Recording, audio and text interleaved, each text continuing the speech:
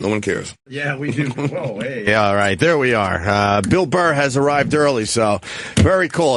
White Stripes and Apple Blossom. That's from the movie Hateful Eight. We were going to. You haven't seen Hateful Eight, I would imagine. I'm here early. Wasn't I supposed to be here at 7? Yeah, I guess. I don't know. Oh, okay. I'm happy you're here. I'm exhausted, so I was like, oh man, I could have slept for another 20 minutes. You haven't seen Hateful Eight yet, the Quentin Tarantino movie? No, I have not. It's a really, really good movie. Last Thursday, we all went. I got to check it out. It's tomorrow. 3+ hours. Well, the movie itself is a little over 3 hours, and they give you an intermission.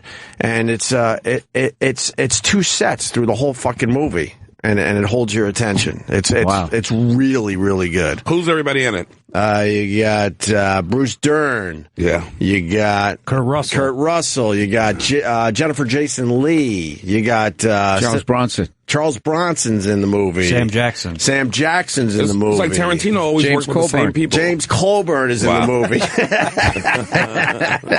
Fucking Billy. I miss Bill Burr. It was really good, though, man. I'm definitely going to check it out. Yeah. The N-word's thrown around a lot again, though. Stop smiling every time you say I don't smile. I'm not smiling. I know Spike Lee, he's due for a rant. He always gets mad. I always want to be like, Spike, why don't you take a look at your depiction of Italian Americans in your movies before you bitch. Oh, hey, where's my fucking ziti over here? Fucking horrific. Fucking horrific. I'm not even Italian. I'm like, Jesus, Spike, was it that bad? And then he goes after everybody else. That's a wonderful point. Yes. I like that point. He does make that Italian. John Leguizamo playing. He was playing Italian too. Yeah. In Summer of Sam. Yes. all those guys. Right. Maria! Oh! Where's my pasta? Yeah. They were doing everything but slurping spaghetti when they were delivering those awful fucking lines. Goon arms and everything. Oh, yeah. Goon hand or whatever, yeah. Whatever. It was Jersey Shore before Jersey Shore. Exactly. Yeah, that's Brooklyn Italians. Exactly. We were discussing Hateful Eight. They cosigns, of course. I liked it. It took me back. The one thing about Hateful Eight, you know, they say the N-word a lot, and Jennifer Jason Leigh especially. She enjoyed it?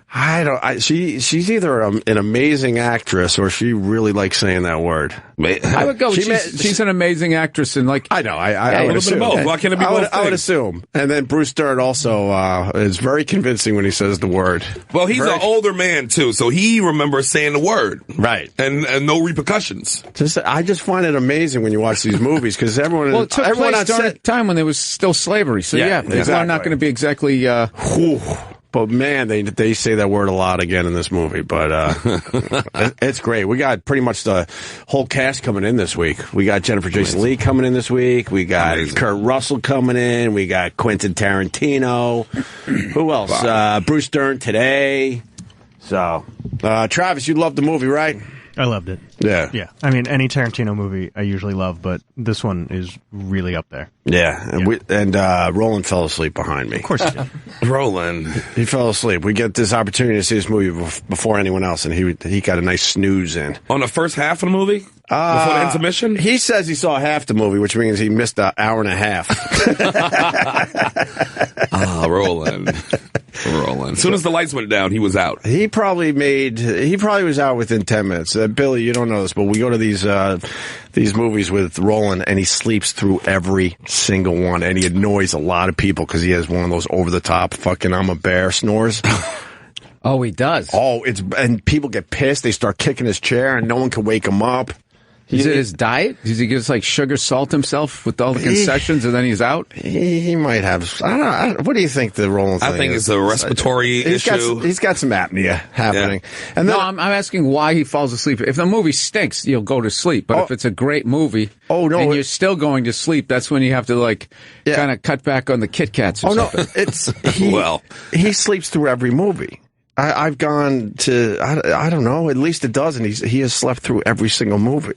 He's a mess. And he loves movies. One time he was sleeping in the aisle, like he had the aisle seat. And he was leaned all the way over like a tree halfway over.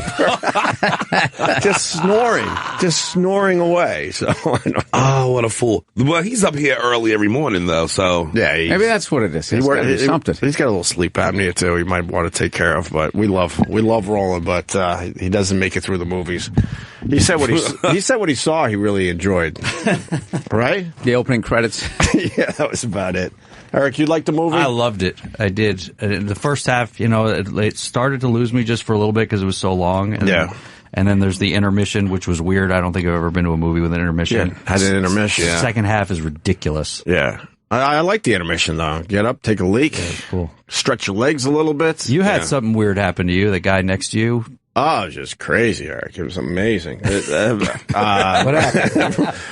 It was awkward. Roland takes care of everybody. He gets everyone some beverages, and he just hands them out. He gave me a nice big water, and I put it in my slot. I had one of those lounge chairs. It was one of these theaters with a lounge chair where you push that button, and your feet are up, and you're good. That's the way to watch it. No wonder he fell asleep. Oh, of course. Yeah. And then 45 minutes into the movie, I'm getting a little thirsty, so I was going to reach for my water, but the guy next to me decided that it was his water, and he started drinking my fucking water. Yes. And then he was mortified when he realized that his water was in his lap, and then he fucking drank mine. And then he over-apologized. Yeah, that was the awkward part. He kept apologizing. I'm like, He's like, you should have said something. You should have told me to stop. I go, he blames the victim. Yeah. And then I'm like, it's okay. You don't have to keep apologizing. Who gives a fuck? It's just water. I'll be a little thirsty now. It's fine. Whatever. How are you, Billy? A little freaked out. Why? Oh, today? Well, not today. No, not that shit. I just doing spots this weekend. I saw a woman walk by me with like a half shirt on like December 12th. Oh, okay. And everybody's just going like, oh, this weather is awesome. It's disturbing to me. I don't trust any of it. You know, they have in a summit. They had the fucking, in Paris, they had like the global summit on the warming. Yeah. And like the right wing finally admitted that we are affecting climate change. Yes. And they just go, yeah, but it's too late now. So why don't we just enjoy ourselves? No, it was like when Pete Rose finally admitted to gambling after all those years. I didn't. I never gambled on baseball. They finally goes, all right, I gambled. Now let me in the Hall of Fame. It's like, game's over. It's like, wait a minute, what? You just lied for 20 fucking years. He had to, though. It's time to let Pete Rose in, though, man. Come on. I'll tell you, we had Pete Rose in here once. He is amazing. Oh, he's totally amazing. I met him. You met him? Yeah, Vegas. He sits there and he signs stuff. Yeah. I met him. Yeah. At first, he was like, who are these weirdos? But once we started talking baseball, he'll do it. Yeah. He'll do it all day long. He was so How do you look in person? He looks good. He looks all right. Like swollen? No. I mean, he probably looks how I'm going to look when I'm 80. Well, how old is Pete? No, He's but in his 60s athletes by now, right? age a little differently sometimes. 60s, dude. When he retired, he was well into his 40s. That was in the mid 80s. Yeah, he was a player. He's in his 70s. All right, then he looks great. He's 74. Yeah. I would have sworn he was in his late 60s. He looked great. And he's just so much fucking fun. He's one of those guys that has to punch you a lot. Yeah. No, he can't shut it off. He tells a joke or something, then he has to give you a punch. He was punching Jimmy the whole appearance. Just those little, I'm a alpha male and I'm punching you because I just had a good joke. Yes. Did his wife, was his wife here too when he came? Did he come with his wife? The Asian, right? Little Asian tasty. I don't remember if she was here. I saw a little bit of that reality show. She's all right, but a little freaked out by the warm weather. Yeah, but I'm able to calm myself down. I'm just like, we're doomed to destroy ourselves. And it's over. How many generations we got left? But that's the way. That's how half. We got about half left, right? Hopefully. Well, that's how we got into this mess. Just by selfishly going, yeah, well, Godzilla's not coming during my lifetime, so we'll leave it at that. So. I don't know. What about the new generation coming up? Will they get a full generation in? I have no idea. Explodes. I have no idea. I can't even watch any of it. Do you know? I think that's why they stopped showing animals on the Discovery Channel. Now they're just hot rods and pawn shops. Right. Because I love animals, but you're watching them and like it used to be like the final 2 minutes back in the day on Jacques Cousteau when he showed the bulldozers and people throwing McDonald's bags into the ocean. Then it became like the last half of it. I couldn't watch it anymore.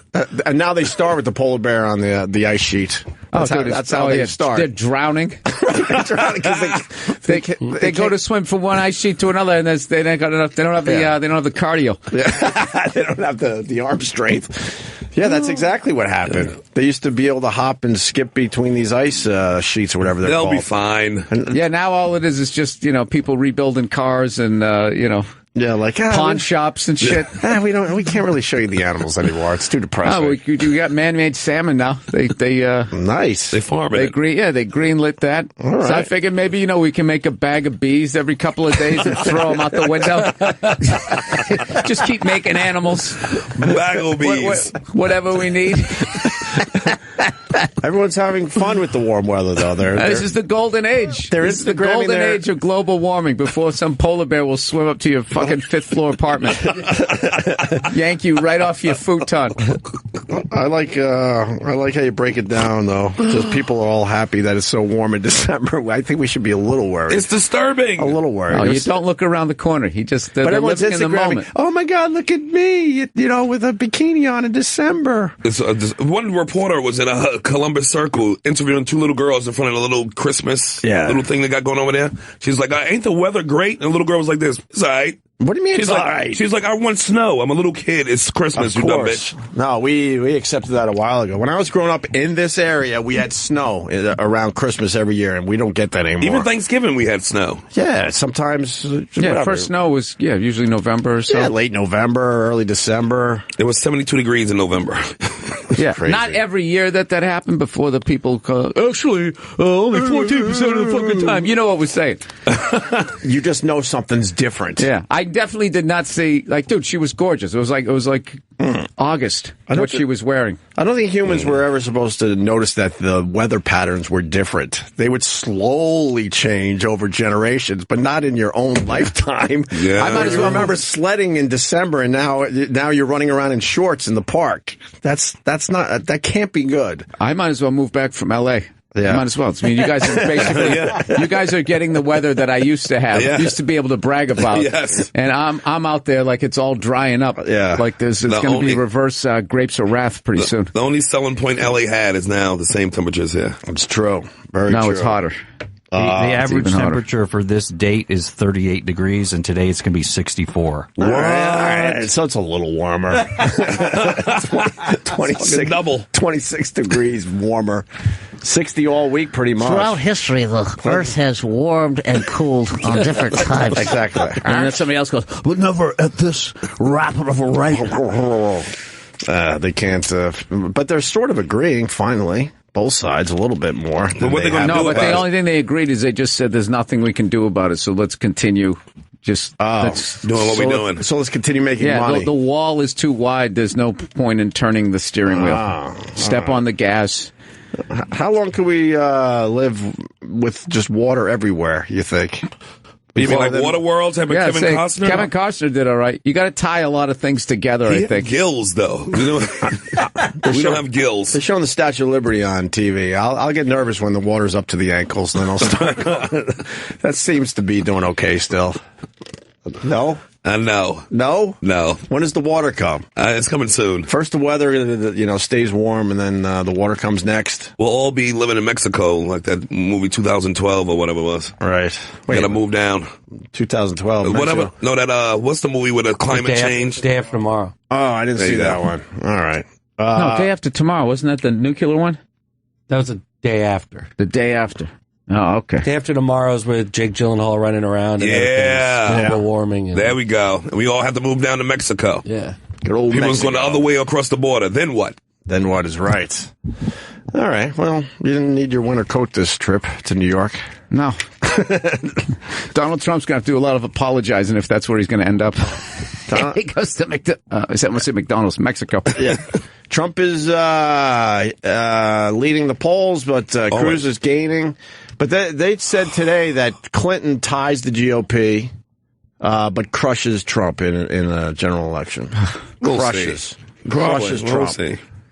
But I just love that Trump continues to just bully the media. He just fucking goes. It was funny it was funny in the beginning. Now it isn't. It's just like that's all you got to do, and all this stuff comes to the surface. It's just call someone. He's loving it though. He's loving it. Just call someone a loser. He's a bigger name now than he was before he started campaigning. You think? And he was already had his fucking name on 1,200 buildings in New York City. It's every day there's just a million fucking Trump clips. Trump on Hillary Clinton. She's killed hundreds of thousands of people with her stupidity. It's today's clip. Yeah, and he never says anything. No, he just goes if you ask him to back that statement up, and I can't stand Hillary Clinton. Yeah. I can't stand her. Why you hate her, Billy? Just because I remember when she became a senator, first of all, she went from being the president's wife to then just being a senator. In a state where she didn't live. That would be like if Tom Brady's wife became the quarterback of, the Bills. It's like because she was fucking a guy that knows how to do the job. Now she's qualified. And then she showed up with a brand new Yankee hat. And she just goes, I've always been a Yankee fan. It's like, dude, they won 4 titles when your husband was in office. You weren't at one of those celebrations. Right. Now you're wearing that. Yeah, and I got a brand new. And New York ate it up. She likes her team. Horrific. She's eating a dirty water Frank and wearing a Yankee hat. And then she goes, I might not be the youngest candidate, but I'm the youngest woman candidate. Who gives a fuck? All right, you got a vagina. You got a plan? I always vote, I don't vote Democrat or Republican. It's always outside of that. And they're always the ones go, hey, this corporation's out of control. You need to regulate them. We got to, get control of the money supply. And people, he's crazy. Right. He's out of his mind. Then those other cunts all say the same thing. Of course. Lower taxes, get people back to work, the education system. Blah, blah. That's the same garbage you hear every single election. They're not going to say that. Do you think Hillary's going to win, though, Billy? It's a cakewalk for her right now. I think so. It's a cakewalk. Well, you never know. Trump's fucking up everything. You never know. People get scared. What's the you never know? Things happen in politics, man. Dude, can we just get out of the Bush-Clinton fucking vortex? I don't think we can. God. That's what Jimmy says. Chelsea's going to run in 2020. Nigga. How about some new choices? I am psyched, though. Jeb is not even registered. He's so bad. Oh, just when you thought George was the dumbest one, huh? Well, it's more his personality. I don't even know if he's dumb. He seems pretty smart, but he just has a horrendous personality. As you opposed to those other hip Bushes. I know, but I think he's with their combs in their back pockets. Fair enough, Bill Burr. I think he's way worse though, even than. It's his name, dude. He appeals to old people. I thought he was a genius when he was down there in Florida, but it was like there's a whole bunch of old people voting for him. Yeah. And he makes them feel comfortable. He just looks incredibly uncomfortable. You put a camera on him and he panics or Even something. when he speaks Spanish, trying to speak Spanish, it's like, nigga, your wife is Mexican. Right. You should be better at this. You think he's not that great? No, he's a phony. He's like me in high school just trying to fucking pass. God, I was horrendous in Spanish. Horrible. You want to play the clip? Sure. Let's just play one Trump clip, and then I want to get into some other things with Mr. Burr, who's got a big week, a very big week. Billy. This is Trump on Hillary Clinton. Hispanics. I employ thousands of Hispanics. They love me. I love them. Already off and running. Hilarious already. A little advice to Trump. Give up on them. You lost the Mexicans. They're not coming back. He's got some of them. I just They're pictured not all coming of them back as a group, though. You need all of them, not just a few. All right, yeah. I lost that group. I just thought they love me. Right. I love them. They love me. Yeah, it's just he just says shit. It's a love fest. You love it, though, right, Bill?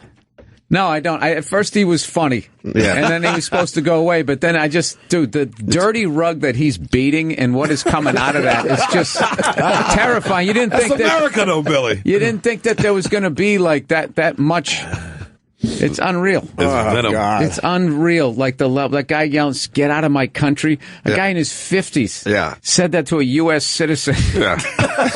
They just these are the dumbest fucking people on the planet. Yeah, they're like cartoonish dumb. Get out of my country. Those are the same people. You know what I can't stand about the right is they always do that. This country was founded on, and they go into that whole George Washington, I couldn't tell a lie. Yeah. They completely ignore genocide, slavery, indentured servitude, sweatshop labor, robber barons. They ignore all of that, and they just sit there and they read like they literally should be like Tinkerbell on their shoulder, and it's I just spilled all the water on my head. Even them, it's like I just cringe when I'm looking away. It's just like, Jesus Christ, dude. They talk about it like it was some wonderful fairy tale. when this all began, right? Yeah, nothing was easy. It was all just wonderful. And you know what's funny? It was really only wonderful for about like 10% of white people. It was tremendous. But there is that stereotype that all white people are like, this is great. Woo! Yeah, everybody was suffering. I think so. Back to Trump. The Mexicans love him. They love me, I love them, and I think I'm going to do great with women. And one of the reasons I'm going to do great with women is that I'm a leader. I'm not like Hillary Clinton. She's got no strength. She's got no stamina. Everything she does is like theatrical. Oh, Donald Trump said this. He actually, it's sort of interesting. She said, I watched her last night, Donald Trump, it looks like she practices in front of a mirror for 2 hours. Donald Trump said, I think he's dangerous. I'm dangerous. She's the one that caused all this problem. With her stupid policies, you look at what she did with Libya, what she did with Syria. He's not saying anything, right? Nothing with substance. And he calls her theatrical as he goes into like this big impression. Yeah, and the whole thing is ridiculous. She's stupid. She's crazy. She makes rash decisions. Right. But like what? There's no meat. There's no meat. That's like when he would go like. There's never been meat with his stuff. I mean, he's tried a little more lately, but there's nothing. There's nothing there. He goes like, "What would you do about legal immigration?" Yeah. He goes, "I build a wall between here and Mexico, and I'd make Mexico pay for it." And all you got to do is be like, "How are you going to do that, Donald?" Get out of here! Are you trying to say the press they just security puts you in a chokehold and takes you out for asking a follow-up question? That's all you have to do to hole in the ozone layer. Yeah, you stick a jacket in it. Get a ladder. You just climb up there. So you just have to give him a follow-up question and he'll fold. You do. All of my. He's just like me. All of my arguments, 1 or 2 follow-up questions, they fall to the ground. I think you just described. You just described everybody. When you try to, you start showing a little intelligence, and you just hope that no one asks too many questions. That could be the CEO in him, though. He could just be the CEO who says shit and get somebody else to do it. Yeah, but who? He should probably start talking about the people he's going to bring along on his cabinet. Yeah, some of the guys that the people love me. I love them. Right. The Mexicans, they love me. Mexicans love me. They've forgiven me. I've forgiven them for being Mexican. Continue with it. It's actually like remember that sketch a long time ago SNL had where that guy came to this country. And they kept asking him, so you came to this country and you didn't know the language. And he just goes, that's true, you're absolutely right. And they just keep asking him questions and he keeps going, that's true, you're absolutely right. He wrote a book called That's True, You're Absolutely Right. And in the end they realize that's all he can say. He's like literally doing that. It's almost like it's a dare. Like how long can I just not really answer a question? There are times I feel like might be just punking everybody. He's not. Like this is some big fucking... No, he's a narcissist. Fucking, yeah, that's true. He's deep in it, man. How would you handle the Middle East? I'd bomb the hell out of them. Right. I'd make it into a parking lot. There you go. But Ted Cruz said he said he wanted to see if the sand could glow. He did say that. So, well, Cruz is finally taking a page out of Trump's book, and that's when he shut up in the polls. That's when he shut up in the polls last week. But he could back it up because he's been around a little longer, so he could talk a little more policy. So we're going to carpet bomb them, and we're going to see if that sand can glow. That's the nuclear threat. Didn't we do that already? We've already been doing that. We've done the only that. way, which by the way, successfully. When you occupy a country, the only way to do it is if you're not leaving and you commit genocide. That's the only way it works. You can't just go there and half-ass it. Like you got to take the 5th commandment and about 7 other commandments and throw them out the window. Yeah, you got to get. That's how evil you have to get, dude. If somebody came and occupied this, all right. Once they took it over, you're just sitting there, all right. They got the guns, you don't. But any chance you get, you're going to sit there and pick them off. Right. Of course. It's got to be a brutal occupation. That's what you're saying, Billy? Yeah, that's what these guys are saying. They're acting like, they're over there, They got it. They figured it out with Vietnam that when you lose public support, the whole thing is over. Right. So they got everybody terrified that you can't speak up to be like, what are we doing over here? Because if you say that, then you don't support the troops and the you look kids. like an asshole. And yeah, and they totally they bullied it. It's brilliant. It's brilliant what they've done over there. It's pretty smart. Pretty smart. I say. Not like everybody says. Let's play the rest of this. What happened with Egypt? A total mess. We don't back any of our allies. You look, she was truly, if not one of the worst Secretary of States in the history of the country. She talks about me being dangerous. She's killed hundreds of thousands of people with her stupidity. What do you mean she's killed hundreds of thousands? She was Secretary of State. Obama was president. The team, right. Two real geniuses. Killed two real geniuses. Of course. Look at what happened. The Middle East is a total disaster under her. She traveled back and forth. Dude, did you just see how he didn't even answer it? He just said she killed, and he goes, "What do you mean by that?" And he goes, "She would Obama, the team." This is so stupid. I didn't want to give the guy any more attention. He deflects. He's your president, Billy. Show respect. He's not. I don't think so. That's your future president right there in front of you. You proud of yourself? What do you mean? Will you stop with your arrogance? You proud of yourself? I'm the black guy. I know who's the right guy to pick. Who should we pick there? Did I say it because I'm the black guy? Yes, you've been doing this for 20 fucking years with your Trump horse shit. I've been in comedy for 14 years. There's your president, Bill. Are you happy? Was that your social commentary? Did you vote? Did you vote last election? Stop trying to change the subject. Of course I did. I'm asking a question. Of course I did. You might be the only one in here other than me who voted. I'm not talking about who voted. I'm talking about that stupid, smug statement you just made to me. Yeah, I'm talking about that too. There's your president, Bill. Are you happy? What does that mean? Because what does that even Billy, mean? You're sitting back doing nothing about it. You're doing nothing. And so just sit there. That's it? That's all you got? That's what I said. Yeah, that was great. Yeah. That was great. That was phenomenal. Do you think he's voting for Trump? I don't know. But you're not going to vote for Hillary. So who are you going to vote for if Trump gets the nomination? Well, you obviously know. Yeah. Yeah, that's my president. Why is that my president? Because you're going to vote for him. What does that mean? You'll vote for him over Hillary Clinton. What does that mean? That means that you'll vote for him over Hillary Clinton. Based on what? Why would you think that? I just told you earlier I usually vote for a libertarian. But You're you not just even said listening. you hate her. Well, you vote for somebody who you hate. And what was I saying about Donald Trump? That he's dumb. He's an asshole. Right. So why would you say that that's your president? There you go, Bill. That's our two choices. So what are you going to do? Which direction are you going to go? It's not two choices. Where's the other choice? We got libertarians. Jesus, it's like 20 Republicans. I'm talking about running, with a real 20 Democrats. chance of getting into the White House. I don't think Burr votes for Trump ever. To be honest with you, there's your who president. Who would you vote for out of these two?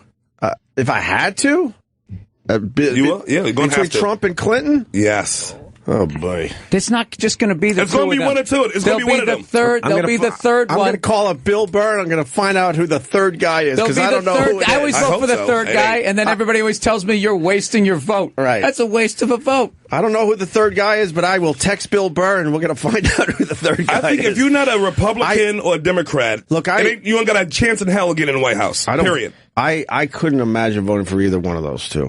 I always vote outside Democrat. That's all we got. Republican. I would go with the old no vote again.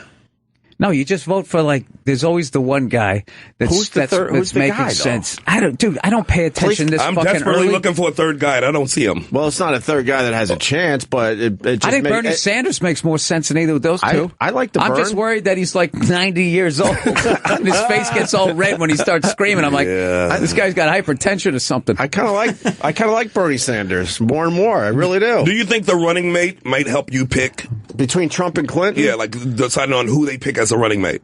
I mean, for the radio, you're pushing me here, but I can't imagine voting for Trump or Clinton for reals. And then what? The running mates? What is that going to do? Because I don't really like any of these guys usually. I mean, sometimes they make you feel more confident in. Like who's Hillary going to pick? I have no idea. O'Malley, Martin O'Malley, right? Who else do they have for a running mate over there? What happened to our options? Well, that's what we should be worried about. The options aren't that great. Wow. No, they never were, dude. The president makes $400,000 a year.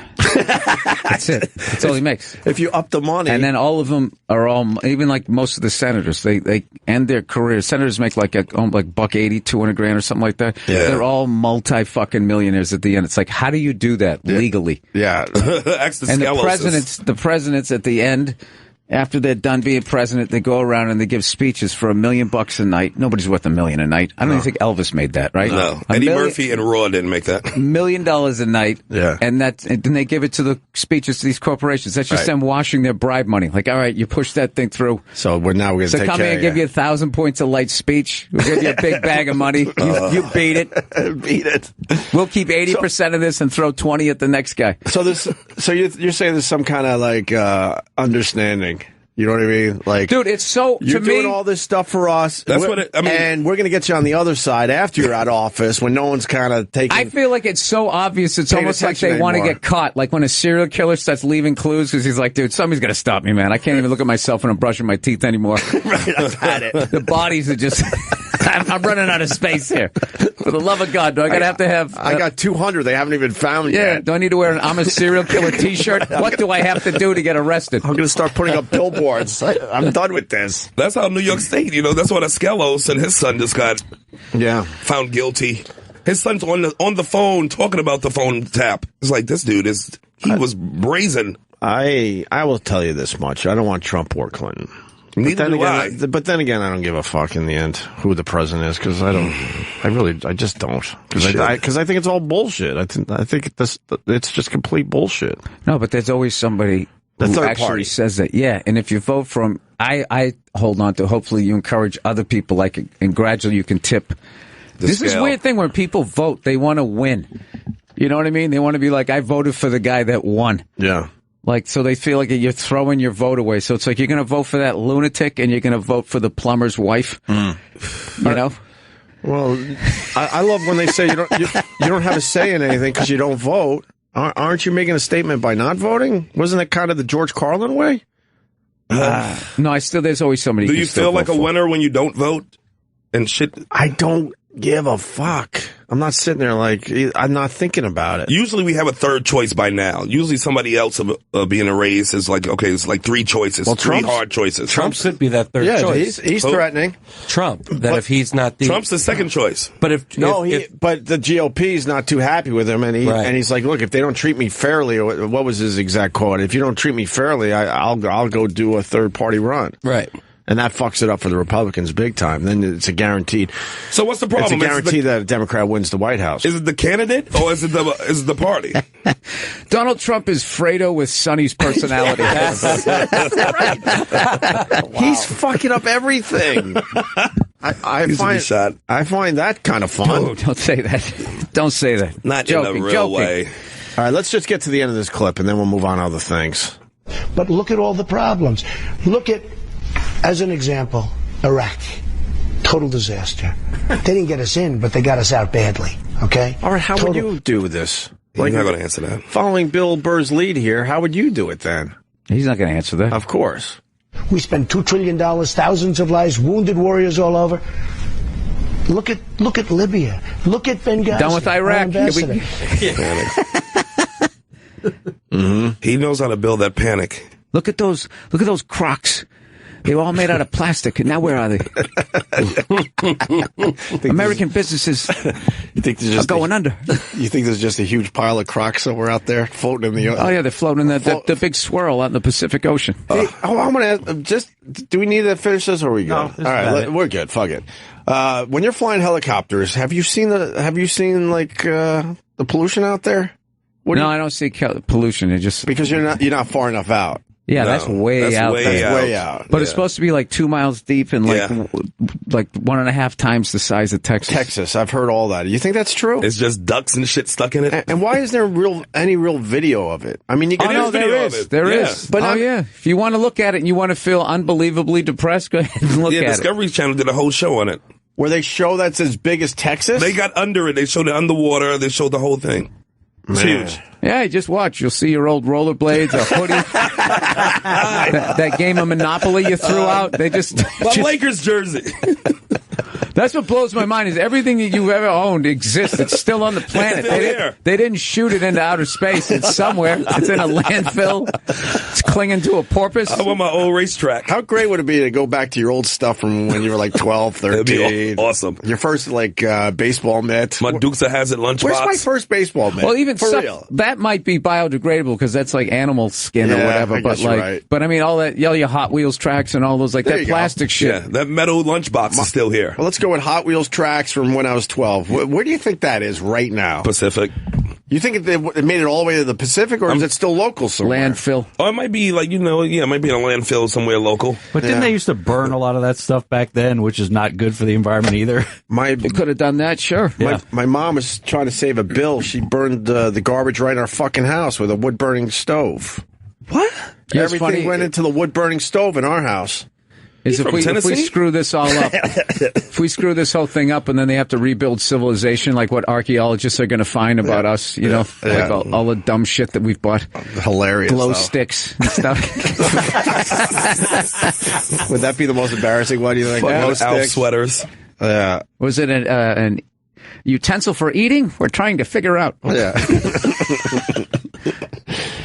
Oh, my God. Very gross. The Bill Burr is here. Look at that shit. I want to talk a little football, but I definitely want to make sure people understand that Bill Burr's in town promoting F is for Family. Oh, that's right. And I saw a lot of the first episode, and then I started watching with my son, and then, it's hilarious, by the way. I love it. Oh, I watch it. I didn't see it. But the older brother was trying to cop a feel on the porch. Oh, yeah. And he's trying to get the girl to, touch his dick and stuff. And I'm like, because I'm watching with my son. I'm like, fuck it. Because I don't care if there's some curses in there. I don't care about that. Mm-hmm. I'm like, he already understands cursing. Who cares?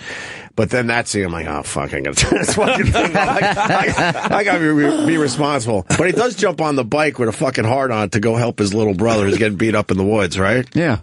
Dude, it's really, really good. It's hilarious. What I've seen so far. These guys end up seeing the whole episode. Yeah, we watched the whole episode. I had to turn it off because I couldn't get my kid to do anything else so I could finish the fucking episode. What's funny, this is the one thing that I'd never tried to, after all these years of trying to get something on the air, I wasn't even trying to get this on the air. And it just, everything lined up. Like, I'd done the stupid, holding deals and all of that crap. And it just, none of my stuff I could ever get. It was always like, what is this going to do for children? This is too, sexist, homophobic, everything you did. Unless you just had some dumb guy sitting there, Yeah.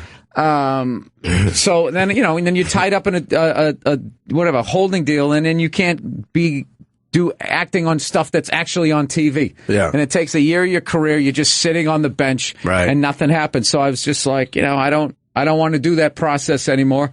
And I went in and I took a meeting with Wild West, which is Vince Vaughn's company, and they were like, what do you got? And I was just like, nothing. I don't have any ideas for a TV show. You guys make movies. I'd love to be in one. That'd be nice, right? But I'm not doing the development process. My stuff never gets on the air. And then I was literally walking out the door. Yeah. And I was like, I got this idea for a cartoon, but and they wanted to do an animated series, so they brought me in. Initially, what it was going to be was just I was going to do 5-minute vignettes just animating childhood stories. Sure. Put them on my website because I was sick of people groaning them. Like at first, early in my career, they got laughs, and then later in my career, they started getting groans. And the kids who wore helmets when they rode bicycles and had play dates started coming up. Not because they couldn't relate to my dad, just because it was socially acceptable to be like, oh, that's bullying. Oh, that's blah, blah, blah, right? So, of course, I never did it. Procrastinating comedian, I never did it. And I ran into these guys, and next thing you know, about the great Mike Price over from The Simpsons. And that's who's doing the animation? No, Gaumont is the I never know what the right terms are. I think they're not let's see, are they the production company? I don't know who they are. Gaumont's the people that hired the people in Ottawa that draw it. Oh, okay. Gaumont's in France. It's a long story. Like France, they really hold animation in high esteem, so you actually get a tax break, so it was cheaper for us to do it with them. It's nuts how the whole thing works. But, oh, my God, you had to, learn the whole business, huh? Oh, yeah, dude, this is a 4-year process. Wow. To getting to just half-ass pitching it, to getting it going, to selling it, to then writing it, recording it, drawing it. Wow. And now putting it out. And 4 years of work, you guys can devour it in about 2 hours and 40 minutes and then be like, when's the next 6 coming out? Oh, my God. But now we know what the world looks like and all that. That was the hardest thing. I was thinking, trying to develop the whole look. Because you don't even know what anybody looks like. After we draw, I was like, it's going to be great. And then they was just like, all right, what are the, we spent 2.5 months on eyes, nose, and shoulders and how people move. I was like, oh, my God. I have such a respect for writers and people who on that creative level. What we do, Sherrod, it's just hey, do 20 minutes, and it takes 20 minutes. Right. Yeah. Do 20 minutes on an animated show or anything. It'll take 4 months? Yes. I don't even know how the math works out, but it was a ton of work, but I'm definitely proud of. But you had to worry about what every character looked like. Yes. There had to be times where you're thinking, oh, man, he doesn't look like the father I was thinking in my head at first. There was or whatever, or some of these characters, the neighbors or whatever. Yeah, trying to convey. Well, the thing was with the 70s, too, was we had to push through all of the, how they've depicted the 70s. One of our mission statements was no lava lamps. because they try to make it seem like everybody in the 70s had a lava lamp and drove a Pacer. Right. Yeah. You know what I mean? And I remember when the AMC Pacer came out, me and my mother saw it and were laughing, going, that is the ugliest fucking car I've ever seen in my life. You could just see all the way into the car. You could see like the person's ankles. It was like, that looks like a giant dinner roll. And my mother was actually concerned. Like, she's like, is that what cars are going to look like? And we were driving a Chevette, which was a piece of shit. But the way that they there we go. Look at that fucking ugly thing. I forgot about the back window on the Pacer. Oh my God. Yeah, try to get a rear end shot of that car in the horizontal lights that wrapped around the car. I guess they were trying to make it look like a car from the future. That's like a futuristic car for the 70s. Yeah, I forgot what that looked like from the back. It's the bubble top. Oh yeah, it's the bubble top. It's so Epcot Center. Yeah, I love. Yeah, like we're going to colonize the moon. This was the theme of that. And everybody was just like, those cars were considered horrendous. They didn't even last that long. No. That's the sporty one with the racing stripe. You never see a Pacer out there. Never. You always see old cars, but you never see like a Pacer still kind of putting around. And because nobody kept them as classic cars. Somebody kept it like, hey, I got the old Pacer in the back. I think if you had a Pacer nowadays, refurnished, you'd be kind of cool though, in a weird way. Dude, you can't believe some of the cars you see out in Los Angeles. Though. I can imagine. Just because they just don't die, they don't have that salt in the air and it's stuff. like the Cuba. Dude, I saw. You're a big car guy too. A Pontiac T1000. Do you remember those? I would have to see a picture. Pontiac's version of the Chevy Chevette. Okay. They sold like 9 of them. And I'm sitting there going like, oh my God. The Datsun B210. I'm talking about those. There's always going to be like 57 Chevys and classic Shelbys and shit like that, GTOs. You're always going to see those because people love those cars. But those are the cars right there. That shit reminds me of like my childhood, these cars right here. Like shit like this. I definitely remember that now that I've seen the picture, yes. It reminds me of a teacher's parking lot. I don't know why. No, the parent-teacher's night. The student parking lot. Yeah. You would see a lot of those. Dude, there was a teacher in my high school, like, he drove this fucking shit box. It was like 25 years old. It was a giant American car, like piss yellow. And the driver's side door was... No, the passenger side door, that's right, wouldn't stay shut. Yeah. And dude, he had like 1/4-inch thick rope that he had wrapped around the handle and the headrest of the driver's side seat. Right. And we would walk by laughing at this guy's fucking car. Well, how did he teach in a school where he got to fucking face kids who see his car? No, he somehow had like a little bit of respect. Oh, there's a guy who put a 4x4 kit on the T1000. My first car was the Dodge Aspen wagon. You can look it up. And the back doors didn't work, so we put a wire from one door to the other. So then my friends would just sit in the back with this wire across them that would fucking cut them in half if we ever were in a situation. Yeah, that's the exact car right there. That was my first fucking car. And they had to climb in and out of the windows if they were driving with me. That's like the Griswolds. It is a family truckster. But my dad, his logic was, instead of trying to get the doors fixed, we'll just put wire from one door to the other across the whole back seat. And that's another thing. That's how I drove ghetto. It was. We grew up ghetto. But that's how. Sherrod. You'll be proud. That's how that swirl started. When nobody would do those little bullshit repairs, you had to throw everything out and had to become new again. Right. Yeah. People used to get shit repaired, or you just did stuff like that. Yeah. Had your 8-year-old hold the door shut as you went down the highway. Hold on to your brother while he holds on to the door. So there's a lot of that in the F is for family. Smoking and drinking and. Look, for guys, I want to see some of it. It's great. I don't know about this. For guys our age, it's perfect because it brought me right back. Well, I mean, the first episode you're bragging about getting the character obviously is bragging about getting a 33-inch TV. Yeah, color TV. Yeah, that weighed like 10,000 pounds. And they would, and no one's brilliant about that scene. You were that's how they would sell it. How heavy the fucking TV was. Because I guess the heavier the TV, it just meant that the better the picture. It was just a better quality, TV. Dude, they were so big that when they finally died, you wouldn't throw them out. You had to wait till your kids were big enough to help you carry it out. So then you get a smaller TV and you put it on top. Before you know it, you got a fucking my 9 last TVs on top of each other. My last heavy TV, I just moved to New York. It was about 2002-ish, I guess. And this thing was so heavy, I was starting to make a little money, so I spent some money on a TV. They actually rolled the box into my apartment. They rolled it in, and I sat there. These guys were fucking scary, so I didn't question them. And I was just hoping the damn thing would turn on when they finally got in the living room. It was that fucking heavy. Remember when the tube would go? The tube would go, and then you wait for the TV repair guy. Right. And he'd come over, and he'd put a new tube in it. That's the thing that I do miss, is like, you could actually get shit repaired back then. You didn't have to throw everything out. Into the ocean? Yeah. Oh, like my wife recently got the microwave, like, she found somebody and got it repaired. She wanted to get a new one. I was like, first of all, I fucking can't stand those things anyways. I go, there's got to be some old guy who fixes, with some pliers, somebody who can fix this thing. We actually found a person, and just the fact that he didn't throw it out. You know what? You know one of the saddest places on earth is when you see one of those old VCR repair shops. Somehow, it's like, how is this place open? There's always like 1,500 behind him that people just didn't even come back to pick up. They just said, fuck it. The complete chaos of the inventory, and somehow the guy knows where everything is. That's probably how that happened. He's dressed like the man from Chico and the Man, some old beat-up brown hat. Oh, shit. That's a lost art form, though, the repairman. The repairman. When was the last time you had a repairman in your house for anything?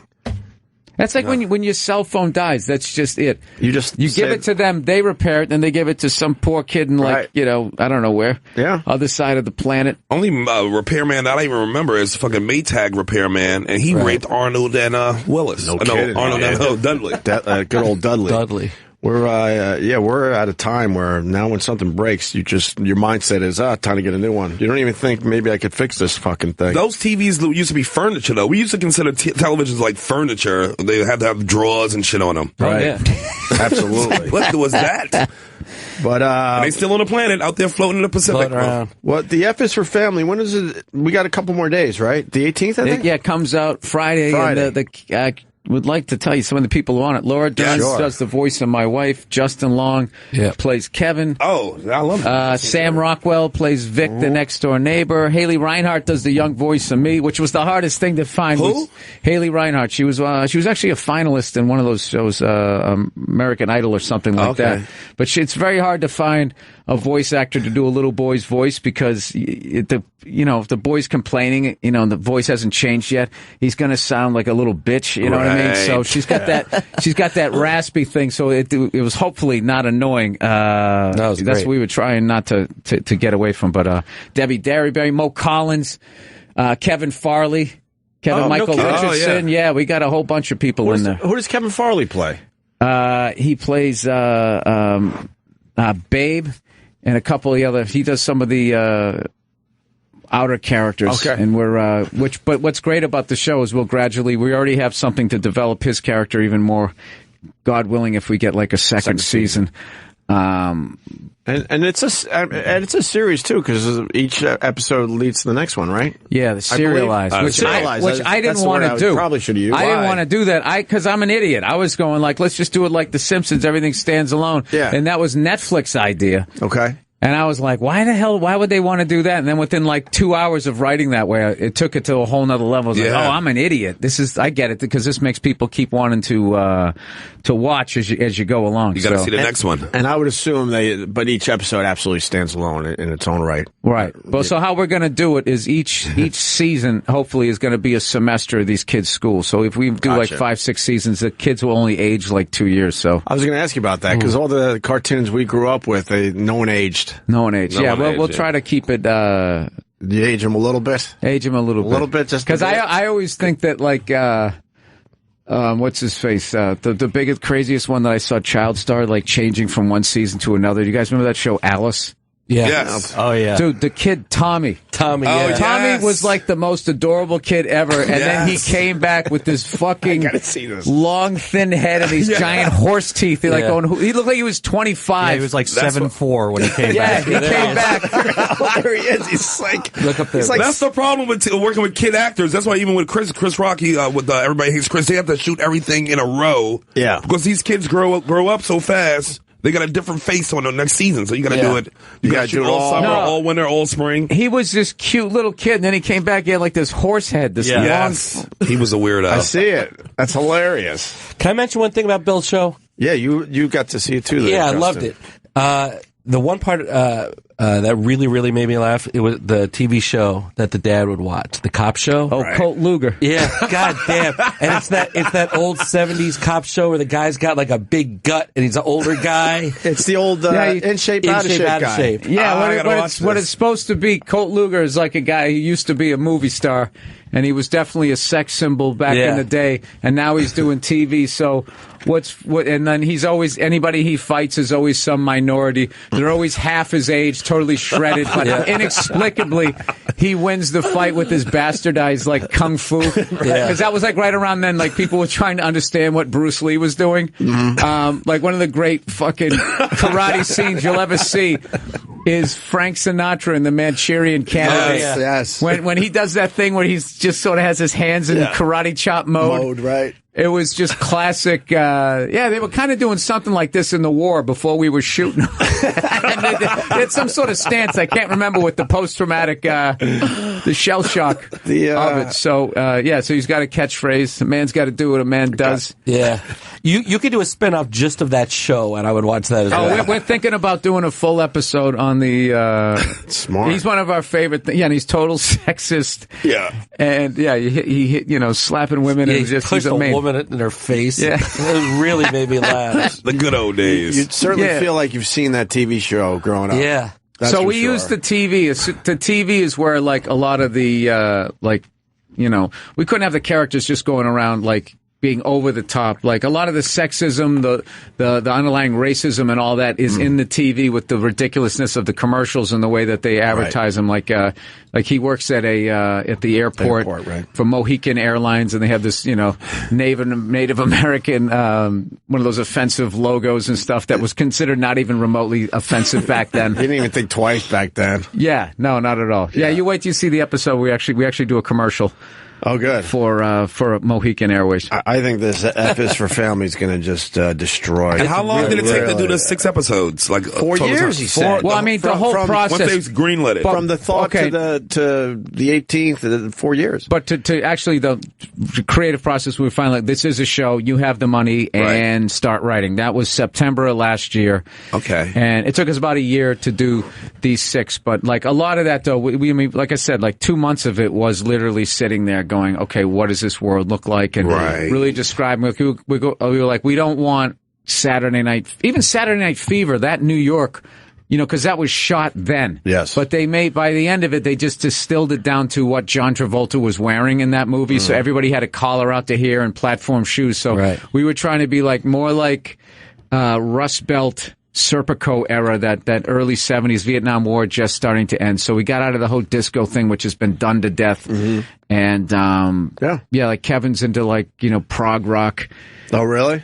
Oh yeah, we got a band. Fuck, I can't wait to see all these episodes. Oh yeah, we got an episode where he goes to see his favorite. What prog rock? Are you mentioning actual bands? No, but he's into this prog rock band, and he wants to go see them. Yeah. And they're opening for like this Led Zeppelin type band. It's one of those bad bills. Like why would you put this band on in front of this other band, which always happens as a comic. So we have a lot of that type of stuff. Going to a football games, another one. What the stadiums used to be back. Like you go there, you just had the giant trough that everybody just peed in. Yeah. Dude, I remember when I went to Fenway Park. Yes. Fenway Park, I swear to God, they had like troughs that faced each other. So you were standing there, you just had that junk out. I remember standing there like on my tiptoes trying to piss into this fucking horse trough. And there was all these fucking guys with their hairy balls and dick out. And it's just like... As a little kid, it's disturbing. It totally was disturbing, but it was just considered like, whatever. I don't remember actually having it so where you could go on both sides of that to pee. I don't remember that. They had like, it was... I remember those things and they would just put all the ice in it. I just remember being eye level with every hairy cock at Yankee Stadium.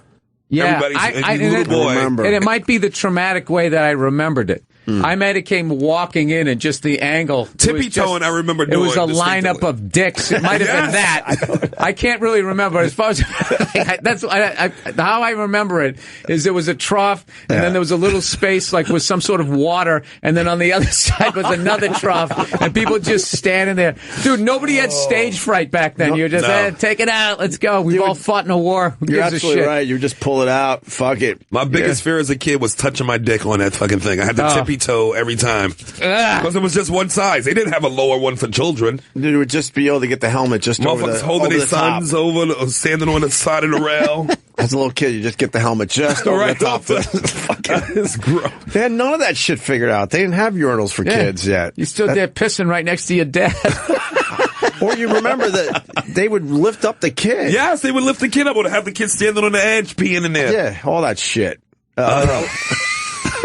What? A lot of this, I mean, that's why this thing is going to be so damn good. A lot of this stuff is in. I want to see Billy's character. Where's your? For family. Can we put it? It's which one are you? Well, Billy does the voice of the father. The dad. And the dad is an amalgam of all of our dads. Right. But who's the character playing you? Who the chick's doing the voice? Haley Reinhart, Little Bill. So that's Little Bill. The kid, the sister Maureen.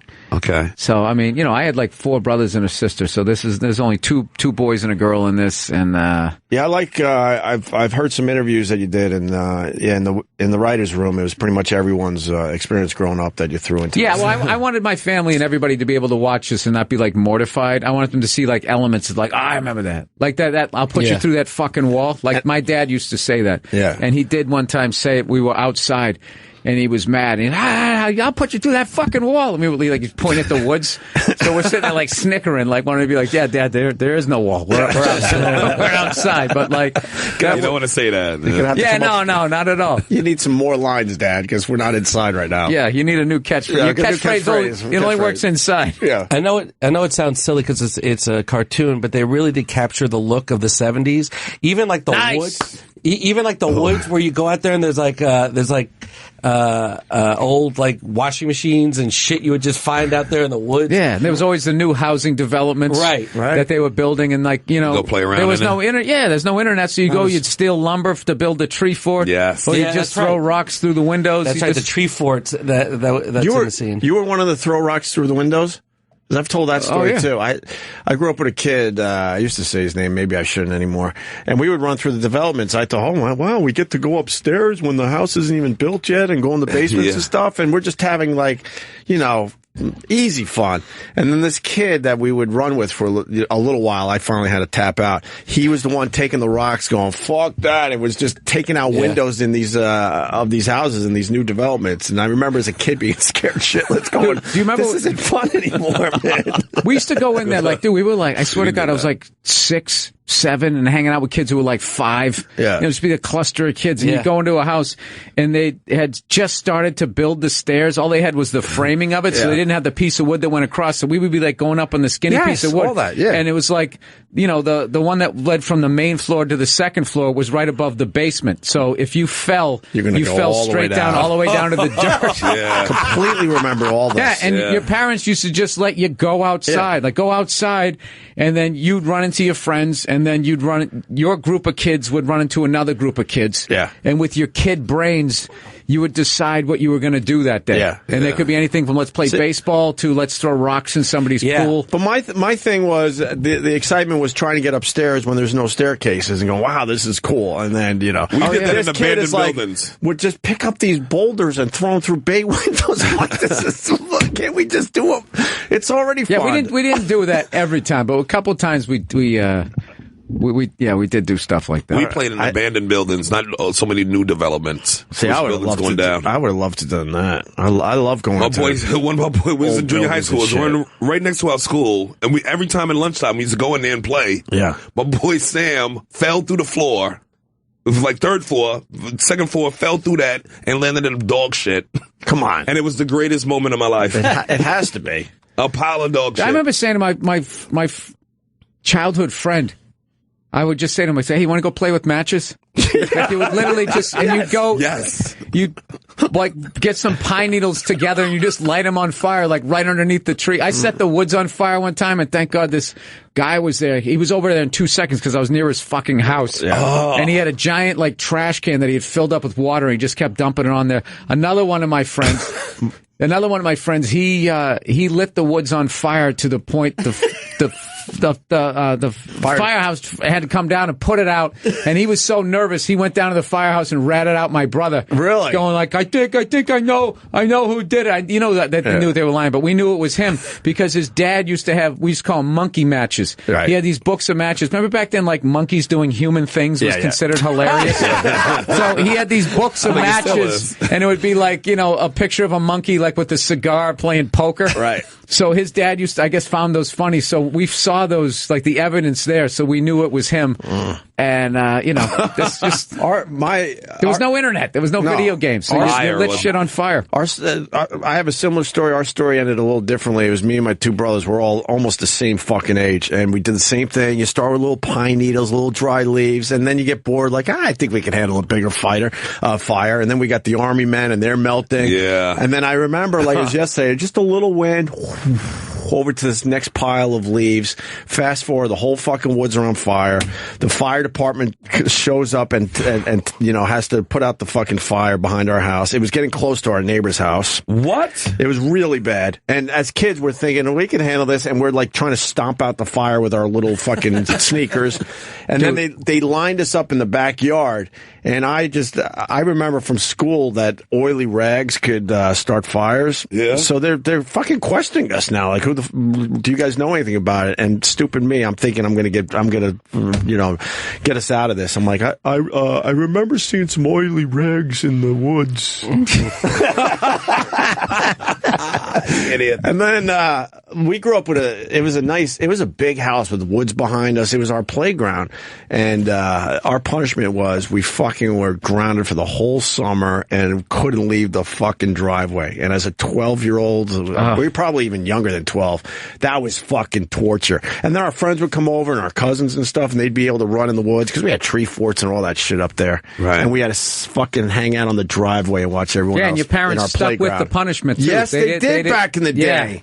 Now you feel guilty after 5 minutes. Like, all right, fuck. Dude, we used to have a rule. We had a rule in our house when we were little. If you didn't finish your dinner, your supper, as we called it, if you didn't finish your supper, my parents would take like cellophane, wrap up your meal, stick it in the fridge, and you had to eat it for breakfast. Oh, yes. Right. Yeah. So it was, so you learned to not waste, right? Sure. Are we long lost brothers? I think These are all the same exact fucking story. That's the probably worst thing was when, I remember if you had like cube steaks, which were hard to chew as a 6-year-old when they were hot. It was such a piece of shit part of the cow. Is a bad guy. Eating that for fucking breakfast while everyone else is having waffles, and you got that in half-eaten green bean casserole. God. But that was normal too. That would be considered abuse. Dude, my mother one time was driving down the street. My two youngest brothers were acting up, and she goes, "I swear to God, if you two don't knock it off, I'm pulling over to the side of the road and I'm spanking your bare butts right on the side of the road." And they just kept going. They kept going. And my mother pulled over, spanked their bare ass on the side of the road. And all I remember is people driving by, blowing the horns, laughing their ass off. Dude, nowadays they would call a cop immediately. You're arrested. They'd film it and they'd take your kids away. Yeah, exactly.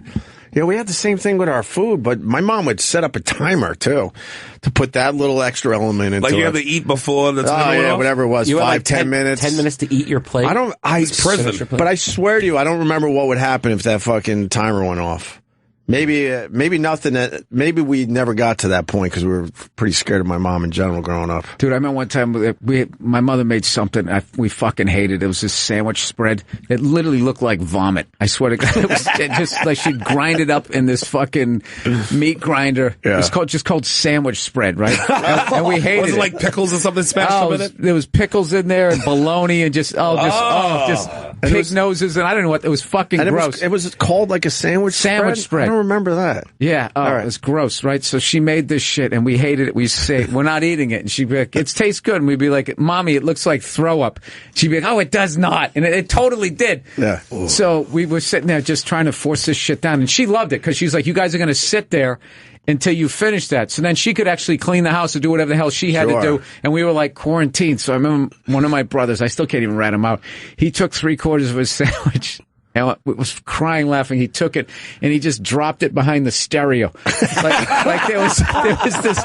My dad had this giant wood thing that he kept the stereo on. He just dropped it behind there. No. And we were laughing our asses off. And then what was funny was she was just like, "Did you eat it?" He goes, "Yep, ate it all up." And then we just got on with our lives and completely forgot about it. And like 4 days later, it's just reeking. Behind there was all ants and stuff. And then as usual, who did it? Who did it? Nobody would rat it out. Then everybody has to go to bed at like 2 PM, and you're just laying in your bed wide awake with all this kid energy.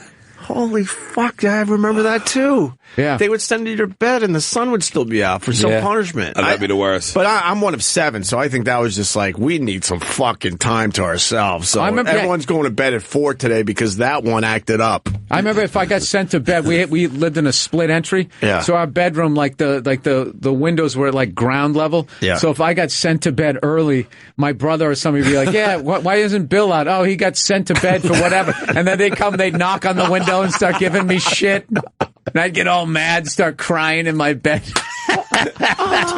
You're playing basketball right outside your window and you're in bed for the night. Oh, having a great time and just laying there wide awake. Completely normal behavior when we were growing up. I have 2 kids. I can't imagine doing any of this stuff. One time I can't imagine. I found my mother had these old coins. Yeah. And I stole them and I flagged down the ice cream man.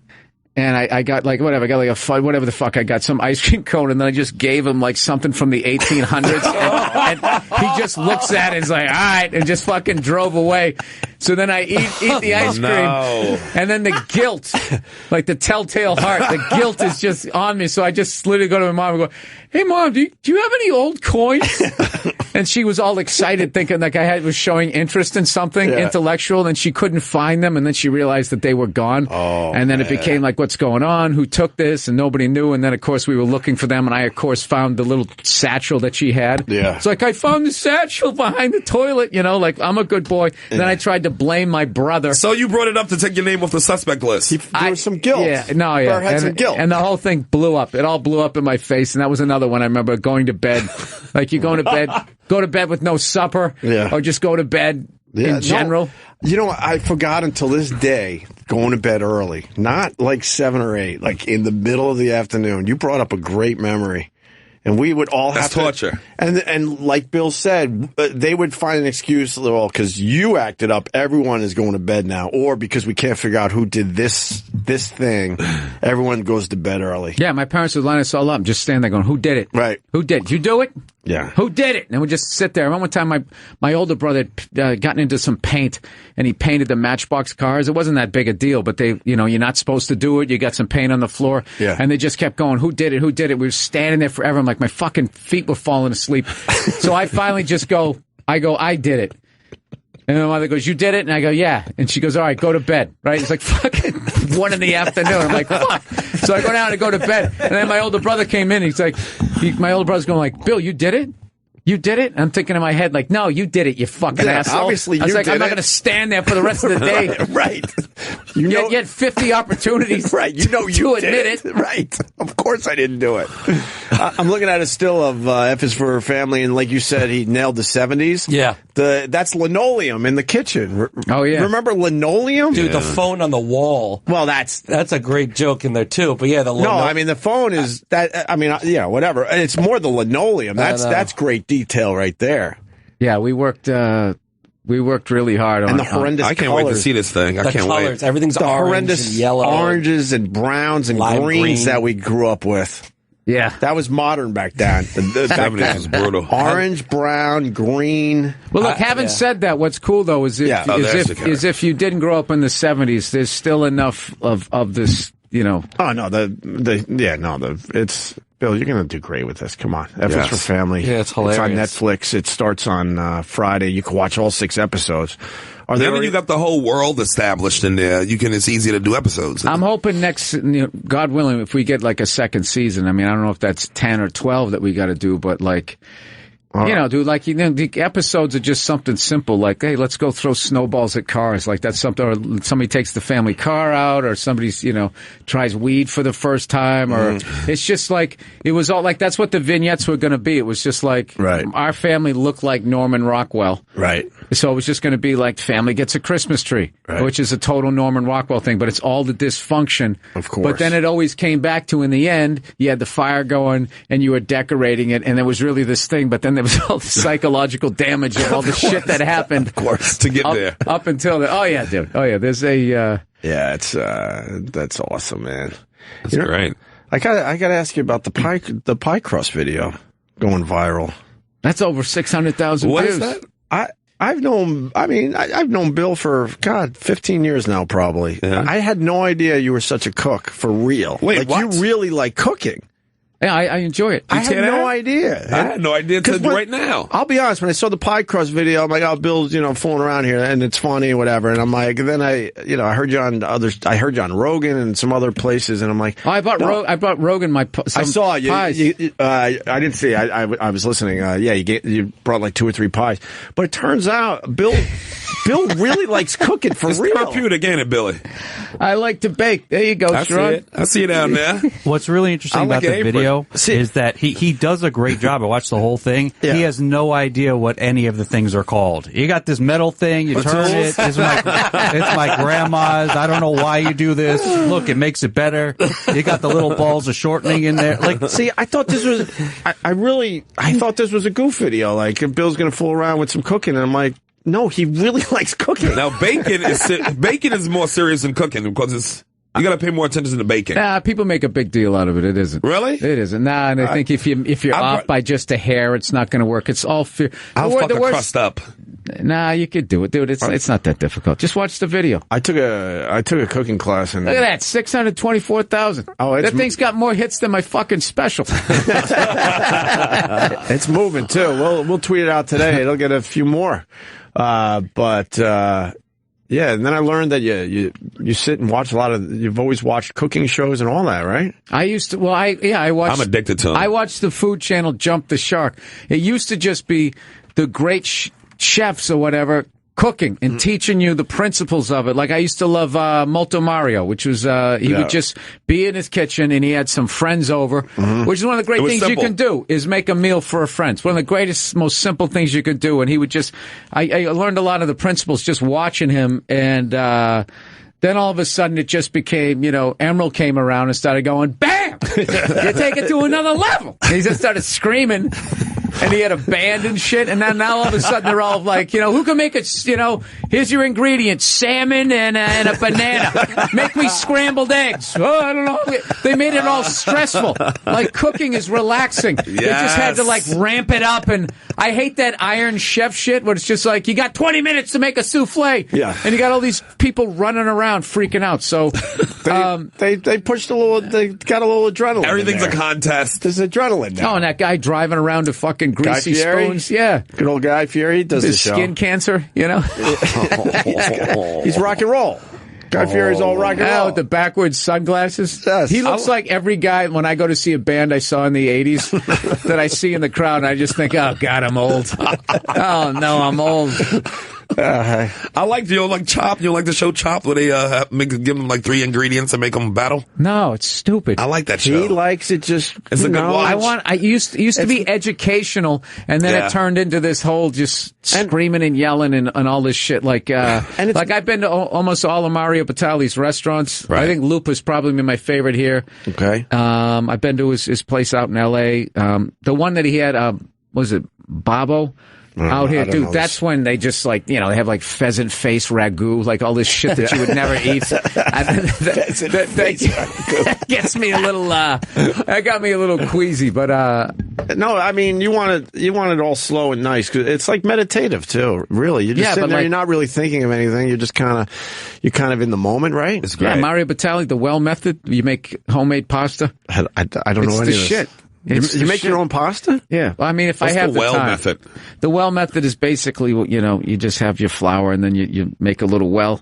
And that's what you put your eggs in, and then your water, and you swirl it around, and it gradually turns into the. It's great. It's like a noodle? kid. Yeah, it's like a science project. No, it's like a mud puddle. You get to play in a mud puddle. But you get to eat it at the So end. everybody told me I fucked this part up there. What I'm supposed to do is roll the crust back onto the rolling pin, which I didn't know that thing, and also to use lard rather than Crisco. And so they're giving lard. They're giving you pointers. Yeah, so then I get better at it. Right. Look at that pie crust. God damn it. I'm not going to lie to you. That looks delicious. That's pretty damn good, you son of a bitch. Do you cook weekly when you're home? Yeah, I just learned how to. I smoked some ribs last week. You have a learned smoker? how to do that. Good for you. No, I had the big green egg that you can. You can rent? No, you turn it into like a smoker, sort of. I would actually like to just get a smoker, but.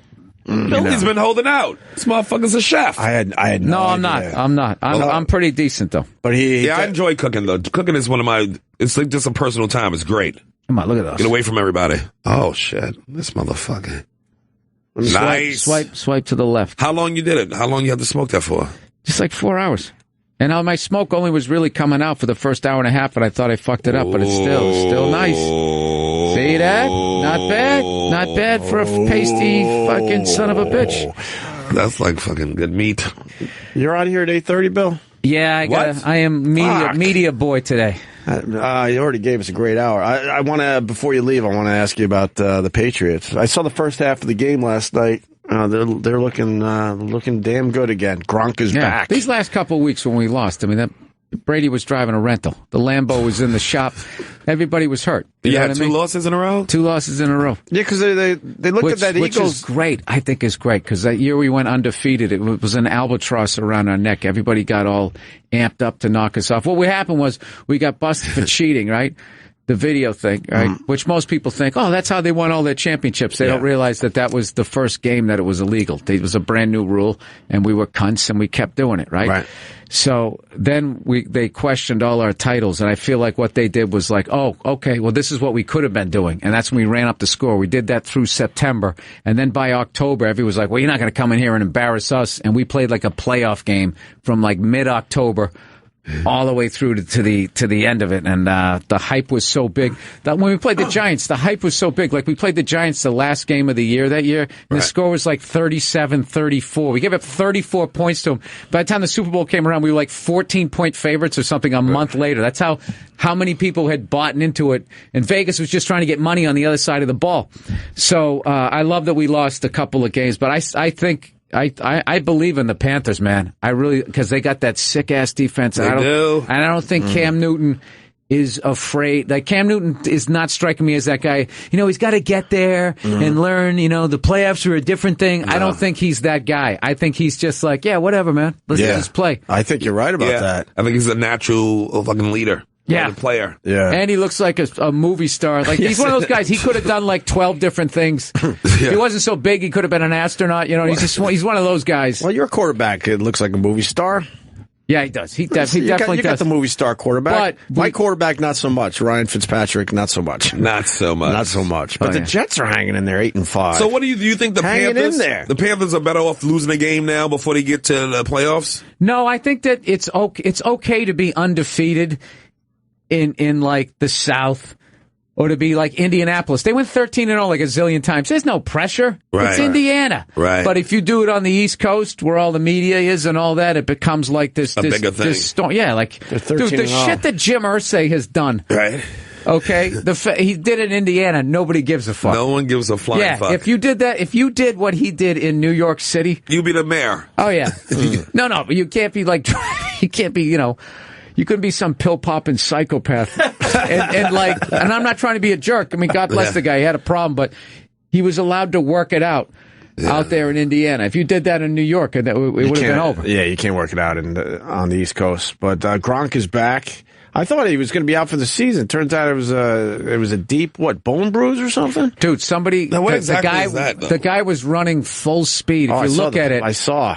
Dives in with his helmet just clips his kneecap. Oh. Could you imagine? The other night I fell down the stairs, like the final floor. What? I didn't turn the light on. I didn't want to wake up my wife, and I'd had a couple of scotches. I was definitely tipsy, but I wasn't like, movie drunk. Yeah. and I slipped and I fell down the final 4 stairs, dude, and my foot went sideways and my ankle bone just clipped the wood stair. Oh my God, dude, I was in a heap. My wife jumped up like, oh my God. I didn't even make an attempt to get up. I was just laying in the fetal position. How long were you there?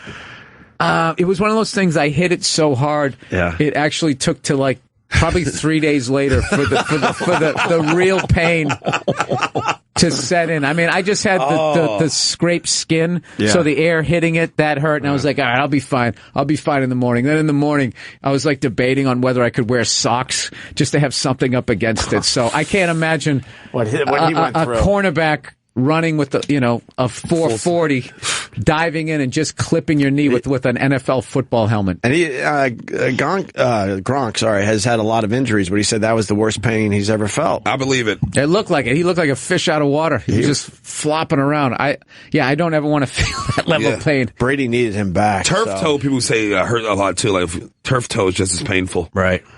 I don't want to see any of that pain. Speaking of football, I gotta say, man, or as alcoholics call it, gout. Yeah, I gotta say, it's rich man's disease. The Buffalo Bills 30 for 30 that premiered over the weekend is fucking good. About them losing the 4 Super Bowls. Scott Norwood still has pain, to this day, and he's aged way more than the rest of the boys. Almost more than Jim Kelly, and Jim Kelly's been through hell and back. He didn't choke, he just didn't hit it, if that makes sense. He kicked it straight, it just never hooked back in. He had the distance. He didn't look nervous or anything. It's just, it was not a gimme. It was one of those things. It was a 48-yarder on grass, and I think they said that it was a 50-50 shot for all kickers in the league. Not just him. Did they bring up the fact that Belichick was the defensive coordinator and shut down their high-powered offense? Mm-hmm. That was the real story, I think, more so than... they lost to, they lost to the Giants, then the Redskins, and then the Cowboys twice. Yeah! Cowboys destroyed on the last 2. The boys, babe! But it's a great 30 for 30 because you can see those guys. They're trying to make it a positive story and how great the team was. They'll build it around the Don Beebe, the Don Beebe slapping the ball. Of course they did. It just shows how this city doesn't quit. Right. And they dust themselves off and they get back up again. They use it as a metaphor. You didn't see the 30 for 30. No, but that's exactly what they do. Because they've done that. They've already done that a zillion times. But Beebe got his Super Bowl. With You're down by 50, yet you didn't stop. But you never give up. I think that right there is what makes this country great. It was Leon Lett, right? Yeah. Showboating. Oh my God! And then Beebe knocked it out of his hand, even though the score was like 51-3 at that time. I don't know what the exact score was. Leon Lett was way over that game. He had like 3 of those plays in his career. He had that one. He had the one where, don't touch it. Game's over, and he dives on the ball. Dives on the ball and kicks it out the fucking back of the end zone. Or something. He's an idiot. And at least no one saw that it was on Thanksgiving. That's right. People were busy. I'm listening to Belt Buckle. They didn't see that. Leon Lett enjoyed the blow, didn't he? Did he have some? I don't know. I don't know this. Off-field kind of activities. I think he did. We know a little bit about Dallas just from some people we know, but I don't know. Whatever. Whatever he did, it didn't affect his on-field. But Beebe got his, and then Polian got his Super Bowl too with the Colts. Beebe got his with the Packers? Yeah, 90. Yeah. I was at that game. That's right, against your Patriots. Yeah. When, what's-his-face ran that kickoff back, we had end zone seats, he was running right at us. I was like, we still got a shot? Yeah, we're right in. And it's just I think it was just started the half or something. But all right, that was cool. You think the Giants going to beat the Panthers this week? The Giants, like the football gods, love Eli Manning. They do. They love that man, and he's a fucking gamer. I'm even actually, at Ole Miss, same shit. Even as a Patriots fan, I actually love the Giants. I love Steelers. I like defensive-minded teams, but dude, that guy is he's Freddy Krueger, man. You can't kill that guy. He's got like a 5-7 record, and they're only like a game out. It's like that happens to Eli. It's a shit. And he also totally delivers. I'm not trying to, but I'm just saying, that guy. If you give him anything, you can't count him out ever. No. Not at all. I agree with you. He's the Manning you do not want to run into in the playoffs, because even if he does something messed up, it's always he throws it behind him and the guy catches his helmet and his tape. He's got it on his tape, and he runs it in. Touchdown. One of the most unbelievable, inconceivable. It's just that's right. It's just unbelievable. And I would say it was rough, but he did it twice. Paul Verzi, you guys haven't? Yeah. He's a huge Giant fan, and he said something that I think is really on the money. He goes, what drives him nuts, because he's a huge Giant fan, he goes, you know what it is, Bill? He goes, they fucking play to the competition. Yep. If they play a great team, they play great. If they play a shit team, they don't even show up. It drives him him insane. But he doesn't. He thinks that their defense, their corners are not up to snuff. Well, Verzi was cool, man. Yeah, they finally got him in here. Oh, that's right. He said he had a good time. All right, man. Said he had a good time. I like Paul. We'll have him back. I got to go back to the 30 for 30 because they also they film a lot of it around Niagara Falls and them staring because all they want to do is get across the river. That metaphor, and they never got it. Nonsense. And there's Norwood. Looking at the falls, just all they want to do is get across. Somebody should have pushed him in his back like he's Billy Burr at a urinal. They weren't able to. A lot of people say they lost their first Super Bowl besides the Norwood kick because they partied their asses off. Oh, did they? They got down there early and really enjoyed their time.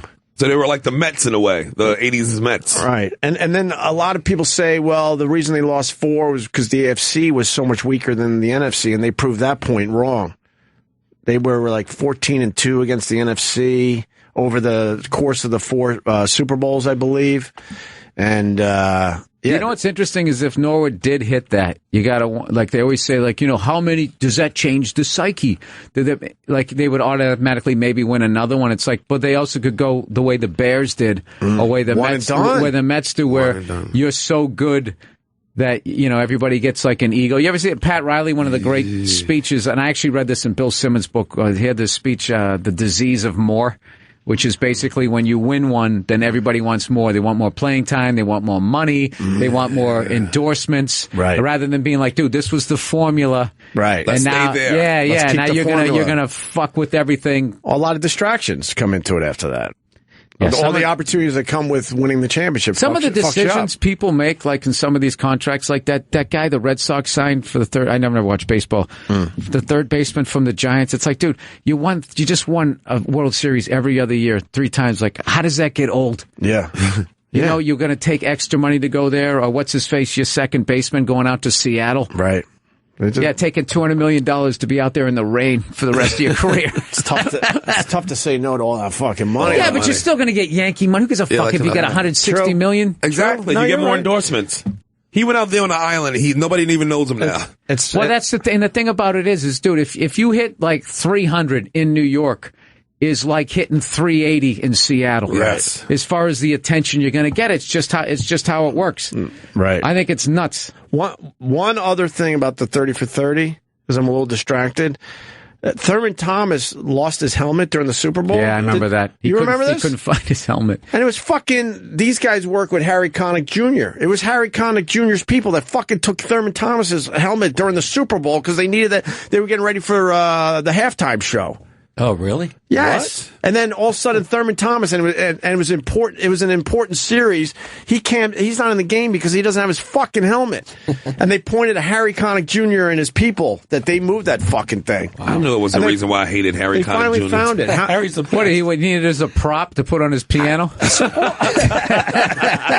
Supposedly one of his people, they were clearing the area, and it's a Super Bowl with a helmet, and they're like, oh, let's move this helmet because we're getting ready for that halftime show. Get that helmet out of here. And it's Thurman Thomas. The Saturday. How many plays did he miss? Like 3 or something? But it was just one play. He ran out on the field. Was it only one? He ran out on the field without it. And, it was... he probably would have fucking said, fuck it, I will play without a helmet. That's how important Thurman Thomas was to that team. Why didn't he just wear somebody else's helmet for a couple plays? I don't fucking know. Because he plays for the Bills. Bill says it was only one. They make it sound in this 30 for 30 like they were all... No, I don't know. As far as I remembered it as just being one play. Okay, but that was kind of important for that Super Bowl. Yeah, when your Emmitt Smith can't find his helmet, I'd say that's kind of a big deal. Yeah. But Bill Belichick is the story. Dude, Bill Belichick shut down John Elway and the Broncos in '86, the Fun Bunch or whatever the hell they called them, the Three Amigos. Yeah. Right. He shut down the Run and Gun in 1990. He shut down the Greatest Show on Turf in 2001 when we played the Rams. Right. I remember I went to that game and they were going, all the Rams fans going, it's just a scrimmage. Why'd you even show up? And blah, blah, blah, blah, blah. And what's Big Boy on Houston's name on defense, who they shut down last night? J.J. Watts. He was hurt, though. He was hurt. He had his hand all wrapped up and stuff. Thank God he was hurt. That guy's a monster. Non-factor. Last night. Dude, speaking of that, you guys watch the UFC? I saw the highlights. Wait, what happened? You don't know what happened? One highlight. I was sleeping. Well, there were other fights, though. I'm just saying. It would take me longer to tell you what happened than the fight actually happened. Dude, this McGregor this guy who had not I don't know shit about fucking MMA. All I know is this Brazilian dude Aldo, who like could have starred in every action movie in the 80s and not been bullshit. Like this guy was the man. He has not lost in 10 years. Right. Here it is, right here. Here is it. This is the whole fight there, Sherrod. What? It's quick? This is the whole fight. No. This is the whole fight. Okay, this is crazy. And Aldo was favored. Green trunks from McGregor. The notorious Conor McGregor. Here comes the whole fight. Jose Aldo Jr. Oh, and bam. Good night. It's the whole fight. 13 seconds. Oh, shit. 13-second knockout. McGregor's the new champion. Oh, shit. A lot of people didn't give him a chance to win this fucking thing. Oh. Knocked him out of 13 with that left jab. That was a jab officially, right? Yeah. I'd call that a hook. Jab. Left hook. Was that a hook? Yeah. A hook? Left hook? That was awesome. No, it was pretty... I feel bad for that dude. 115. Aldo. Oh, that guy he had like tears in his eyes going like, that wasn't even a fight and blah, blah, blah. We got to do it again. And he got to move out of Brazil. Yeah, I mean, it just... Oh, he dropped him like a bag of dirt. He just... Dude, you know what? Look at how quickly he's got his arm up to do the with a hammer fist. Watch when he... like right where you pause that. Ooh. No, bam. Just... But that first one on the chin caught him. That hammer dude, that fist UFC does not look shit, fun. Dude, that UFC shit where you get knocked out and then you still take 4 before the guy can jump in. It's always like, it's just like... That's the knockout punch is always great, but when the guy's laying there and it's like you're beating a dead fish, it's just like, for the love of God. It goes from get him to, oh God, somebody stop him. It's like, it's like taking a mini bat to a bluefish. The first time I ever saw that, that's what it is. The first time I ever saw that was like one of the original MMA fights. And the guys were still fighting in gis. And there was this black dude fought this white dude. And somehow the white dude ended up in like the Jesus position. Like he had like just sitting there with his arms like that. And the black dude was like the fucking cross. And then the guy's head was wide open and he just started elbowing him in the head. And it was like 1, 2, 3, 4. And it just kept going. Mm-hmm. And the guy was out by the third one. So the bar, when he first started hitting him, the bar was in this one where they went, dude, it was fucking like, and dude, you'd never seen anybody like get ragdolled like that, dude. If you guys can somehow find the clip, the guy's literally, he was bringing his knees, the black dude was bringing his knees up to his chest to make the white dude's head closer, and he'd slam him with the elbow, and then he'd straighten his legs out, so he was just going like his whole body going out. It was like doggy style, but it was elbow to head. It was fucking... They cleaned it up. Brutal. The early days of MMA or /UFC, Bill's got to go, was brutal. They've cleaned it up a lot. The referees are paying more attention now. They get in there a lot quicker now. There was a time, I don't know the exact rule, but there was no breaking, they got all younger referees now. Do you see the referees in UFC now? You see younger dudes. Dana White realized we got to clean this up a little fucking bit. When it's obvious the fight's over, that's it. Let's get in there. Yeah, exactly. That was a great... Aldo. See, there's even a YouTube video. It's called Brutal Beginnings of the UFC. It was definitely a lot different, man. Look at that fucking baseball on the side of the guy's head. Dude, you remember... Oh, my God. The classic one was that when the boxer came in, somebody came in with one boxing glove on. I remember that. Because he was like a boxer, so he's like, all right, I'm going to load up with the right hand. Yeah. But considering this guy can, like, grab onto me, I forget what it was, but I just remember the guy got taken to the ground. Maybe he had on 2 boxing gloves, but like now you're just laying on the ground. You're right. This guy has 1 boxing glove on. Yeah. It's called Brutal Beginnings of the UFC. I would imagine this is just rough to watch. Yeah, once he gets on the ground, now he has on 1 mitten. He's just like... It's an oven mitt. So here you go now. Like, look, he just passed his guard. Now you know what he's doing. But I remember me and Patrice, we used to watch this stuff going like, what did he... Because we'd see, like, somebody would get on top of Hoist Gracie, and you're thinking, oh, my God, he's going to get killed. And you see the guy being like, all right, just tapping out. We had no idea what they were doing because, like, all that jiu-jitsu and submission holds was not mainstream knowledge. Right. Like, nobody knew. Right. You didn't realize the guy was about to break his leg or his arm, and you couldn't see it.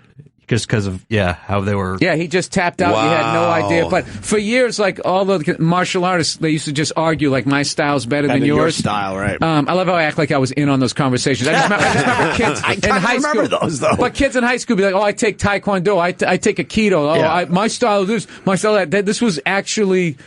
all of the styles against each other. Taekwondo guy versus a boxer and all that. That was great. And then it became...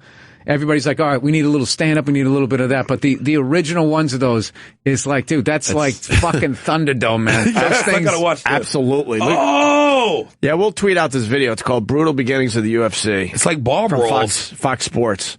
Oh, yeah, you could just kick somebody in the head if they were on the ground. I think, like, eye gouging. And, dude, if I was one of them, a guy just punched the dude in the balls. Oh, he just stopped the dude. This is great. I think the worst move in UFC, I know Bill's got to go. Yeah, I got to go, man. Is the foot stomp. When they stomp right on the fucking bare feet. Dude, I hate the ground and pound when they just sit. I love they're just taking these forearm shivers to the face. Yeah. And the guy taking them is looking over at the clock going, all right, 30 more seconds of this. And then I can regroup. Yeah. No, they're like the toughest people ever. I got to go, though, guys. All right, listen. Bill Burr, man, for real. Thanks, buddy. I love you, dum-dum. Love you, too, man. Thanks for having me, man. F is for Family, December 18th. Yes, Bill. Thank you so much. Yeah. Oh, yeah, I got to check that out. We're going to take a quick break. F is for Family. It starts Friday on Netflix. We will be back. I think Gilbert Gottfried's coming in today, right? Yep. Yeah. Nice. And then a little later, Bruce Dern from Hateful Eight. Oh, that's crazy. The great Bill Burr. Bruce Dern. Bill up! Hey, I'm working with his daughter. Laura. I know, Laura Dern. I read. Jimmy will be back tomorrow. He went and saw the fight. Yeah. Oh, did he? Oh, that's right. I saw him and had a picture with Aldo. Maybe Jimmy rubbed off on Aldo and got him beat up. He was all over the place. Jimmy was just like in the third row for the fight. Got to ask him tomorrow how it was, the whole thing. The whole 7 seconds of it. I don't know. The people that did stay up and watched, I pussied out. I was going to rent it. What time did it finally come on? Midnight, around midnight? I got a text from my brother-in-law down there in Philly, and he basically texted me. He goes, "Did you see that?" And I knew something good happened when I saw that text at like 7 in the morning. And I went right to the old computer, and then, oh boy, did I see it. I felt bad. But I didn't have to stay up till 1:15 in the morning. But he thought it was awesome. I thought it was awesome, too. I didn't pay money for it. They paid. They didn't care.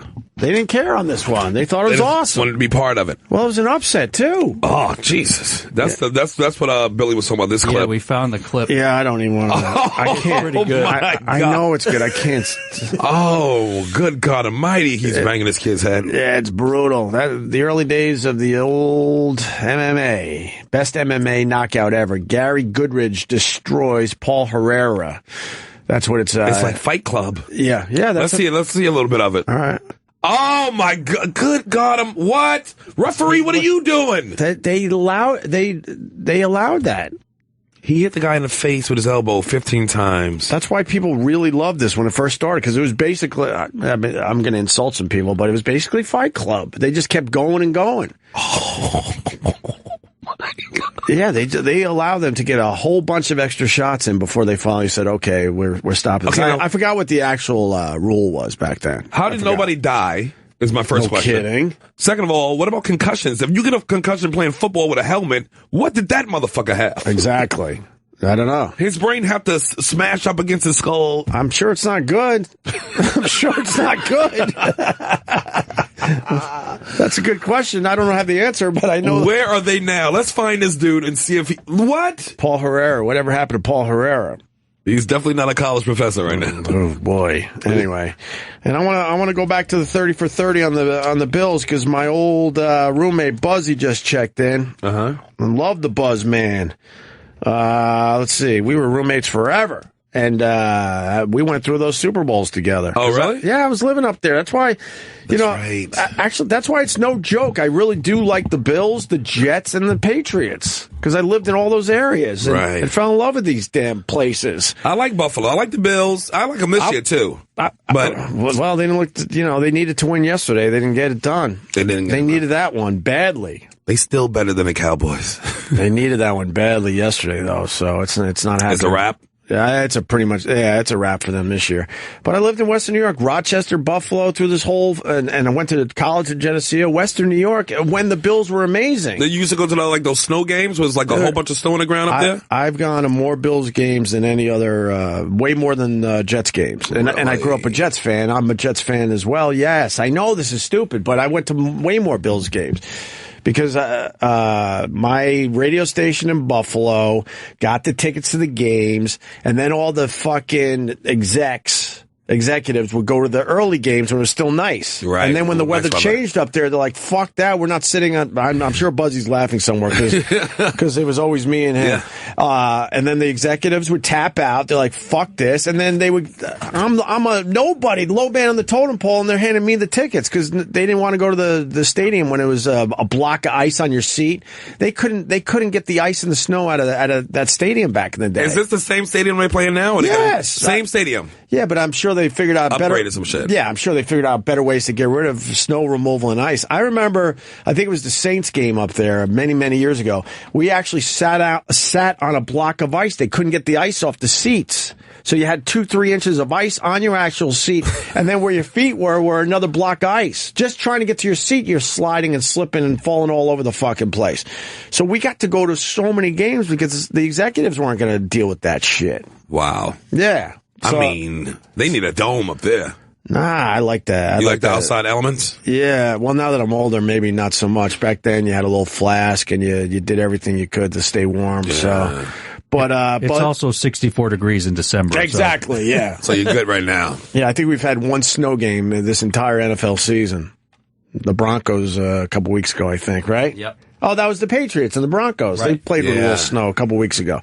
Anyway, so the 30 for 30, I was talking about the Thurman Thomas thing where he lost his helmet during the fucking Super Bowl. Right. And then Eric tells me that he had a habit of leaving his helmet on the 34-yard line. It was a ritual. Because his number's 34. But I think for the Super Bowl, you probably should have your fucking helmet right next to you at all times. That's what he gets trying to follow voodoo. So he's got his helmet just hanging on the 34-yard line. I don't know where the fuck he is. And then he has to go in for a key series, and he doesn't have his helmet. Right. But you would think they'd have an extra helmet or something to give to a... Well, it's nowadays I'm sure they got all that shit figured out. But they got an equipment guy who... There's still that time where, they didn't have every single little But if he has to do the ritual of that 34-yard line thing before every game, that means that he has to use the same helmet. That's true. But you would think you would get some equipment guy or something going, watch my fucking helmet. Exactly. Because I got to keep this tradition going. And then Harry Connick Jr. was the halftime show. Right. But he's a guy you two are working with. Correct. And I hate him. He's the best. Don't say that. And I'll punch him right in his Harry Connick face. And how they say, I think they say it in the 30 for 30, someone from Harry Connick's camp moved the helmet because they needed that space. We just read the story. When they cleared the field for the halftime show, the stadium people, when they cleared it, they moved the helmet. It wasn't Harry's band wouldn't. I heard Harry use it as an ashtray. It was Harry. I'm going to blame Harry. He's the best guy in the world. For one of the four Super Bowl losses. He's the nicest guy in the world. There's no way he's a loser, and he deserved what happened to him on Independence Day. Oh, yeah, he died in Independence Day. An alien attack. But you know what? But in that film, a lot of people died from the alien attack. Not Will. I got to blame Harry. The 30 for 30 is hinting that it was Harry's fault. It wasn't the halftime. We needed one Super Bowl. Buffalo needed one fucking Super Bowl. It wasn't the halftime. It was he sang the national anthem. Oh, national anthem. And I'm sure they wanted the field to look nice, not have a helmet sitting there at the 34-yard line. Well, when do they sing the national anthem if it's in the middle of the game? If Harry's singing the national anthem, why would he walk on the field and grab the helmet? They mentioned Harry Connick Jr. in this 30 for 30. Because other people cleared the way for him. It wasn't him. But if it was the national anthem, that's before the game. I saw footage of him personally moving the helmet off the 34-yard line. So he goes on the field to make sure that everything's clear so that he can perform. It says right here, that his helmet was moved to make way for Harry Connick Jr., who sang the national anthem. So it was not cleared. It was cleared by the people who crooner. Well, then the 30 for 30 got it wrong because they're pointing the finger right at Harry Connick Jr. and his people. I think it's rightly taking so. Thurman Thomas's helmet during the Super Bowl. Why? He's the nicest guy. Why would he sabotage But here's the problem. Super Bowl? Here's the problem. It's a football game, all right? It's football, and it's the sports, it's the athletes there. We don't need these fucking theater types coming down here moving out equipment. Yeah, but it's not like he said, I'm just showing up and doing it. They asked him to do it. Well, I want him killed. But you would love the guy. He's the nicest guy in the world. I'll tell him send me some weed. I'm sure I don't think he would send you. He doesn't have weed. He has weed. Stop thinking he's an angel. I'm sure he's got a dark side, that Harry Connick. He doesn't. I know the father. Don't panic. I'm sure he's a lovely person. He's the best guy in the world. We're not questioning that, but I'm questioning. You're going to meet him. You'll love him. He's the nicest guy in the world. Well, now that I know that he might have taken Thurman Thomas's helmet himself, he didn't take his helmet. At this point, I think it was Harry Connick Jr. himself. Yes. Right, Sherrod? Don't move a man's helmet, Harry Connick Jr. But don't you think if he went and picked up a helmet, there'd be a shot of it? Don't you think people would have been like, "Oh my God, why is he picking up that helmet?" I think if he picked up the helmet, he'd be like, "Why is his helmet so heavy?" To be honest with you, that part of the 30 for 30, I wasn't listening that closely. So, but I think it was Harry Connick Jr. So my you weren't listening. It's not. So you just. I heard Thurman Thomas helmet. Harry Connick Jr. Yeah, but then you put the two together to form that he stole the helmet. Let's just all agree that Harry Connick Jr.'s involvement in his story is the most athletic thing he's done in his life. That's not true either. These guys. Can I say his dick tastes funny? Oh, don't shut up! Stop defending this son of a bitch. No, these guys are doing a TV show with him. Yeah, he's the nicest guy in the world. Don't just see them looking at each other. I said, "I fungu him." The Stangles are looking at each other, panicking a little bit. They want to make sure the Harry Connick Jr. Segment doesn't go too far. I'm gonna make that check bounce. Anyway, my buddy Buzzy, this is why it was important for that Super Bowl. Thurman missed the whole series. He missed, that's crazy. He missed 2 plays. The whole series. 2 plays. And then it was 3rd and 18. It was too late to come in after. Who's a bigger Buffalo Bills fan, you, Eric Stengel, or my buddy Buzzy? I'm going with Buzzy's text message. All right, good answer. Yeah. Thurman missed the whole series. Kenny Davis, who was the backup, ran the play designed for Thurman. Because they had to, because fucking Thurman's running around looking for his helmet in the Super Bowl. That's what's ridiculous, though. That's crazy. Thurman would have hit the hole. They showed it. They do show it on the 30 for 30 going, this was made for Thurman. And they show where the hole was. But Kenny Davis panicked and didn't run the play properly. Thurman would have hit the hole, according to Buzzy. Kelly had to run a keeper because Davis ran to the wrong side. That's right. And on another play, he ran the wrong way. So then Kelly had to fucking keep the ball. And then he writes, "Great special, I cried. Norwood looks as old as Marv Levy." I usually cry for 30 for 30s. Those shit's gonna get you. Yeah. They get you. All right, I got more info. And then he writes, because then I asked Marv Levy, they showed him during this 30 for 30. Yeah. He's 90. So I was thinking they had old footage of him. It turns out it's current day footage. I'm like, this guy looks fucking great for 90. Really? And then Buzzy writes, 90? Buzzy writes, yes, he's 90. He was nodding off on stage at Andre Reed's Hall of Fame induction last year. And then he writes, we're back to Harry Connick Jr. Stangles. Yeah. From Buzzy, he writes, Harry did the national anthem, not halftime. Okay. Yep. That is why it was the first series of the game that he missed. And just for the record, tell Buzzy that Thurman Thomas had 13 yards rushing for the game, while Kenneth Davis had 17. So actually, Davis might have been a better option that day. Wow, 13 yards rushing is awful. You see what these Stangles do? you understand facts. You understand how they're sneaky? They're sneaky. All we do is present the facts. Sneaky. Jim Kelly had more rushing yards in that game than Thurman Thomas. Wow. Boom. What did I tell you about things? Like, I say at 7 o'clock, if we don't have the right rhythm and pacing right off the bat. That's fine. I agree with that. I find the first 5 minutes of radio show are extremely important. Probably the most important, yeah. It sets the rhythm of the whole day. All right. You could come back from like a shitty first few minutes, of course. But in general, if you get like in our case, we try to start with a cool song and get right into it and the rhythm and the pacing, and then you know you're going to have a good show. My point is that Thurman Thomas got all fucked up on that whole first series. It threw him off. And it threw him off, Sherrod. It was in his head. Yeah. All I can say is this. Yeah. Since Eric and I have physically been in here since, May? Yes. We've not had a bad show. So I don't even know. Like, I can't really relate to what you're saying, because as long as we've been here, we've never had a bad show. Okay, so you can't relate to it. Mm-mm. You see what the Jews do? They're sneaky. You see what the Jews do? Well, They're crafty. We're just very good. Crafty. They're crafty. The Jews are crafty. We're just very good at what we do. They're crafty people, and they're very litigious. You're very crafty. Yeah. I have a team of lawyers who's ready to go. Yeah, you do. Black belts. Yeah. Black belt Jews. Is there anything else from 1992 we want to discuss? Look, it was on this weekend. It's a great 30 for 30, this Bills thing. Wait, what year was it they lost to the Redskins? 1992. That was 92. That was the second. Damn. The second out of the 4, I believe. Who the was first was with quarterback the Giants. Doug Williams? How long ago was Mark that? Rippon. Oh, Rippon. That was Rippon. Mark Rippon. Wow. Okay. He won a Super Bowl. Yes, he did. Oh, shit. Let's get Gilbert Gottfried in here.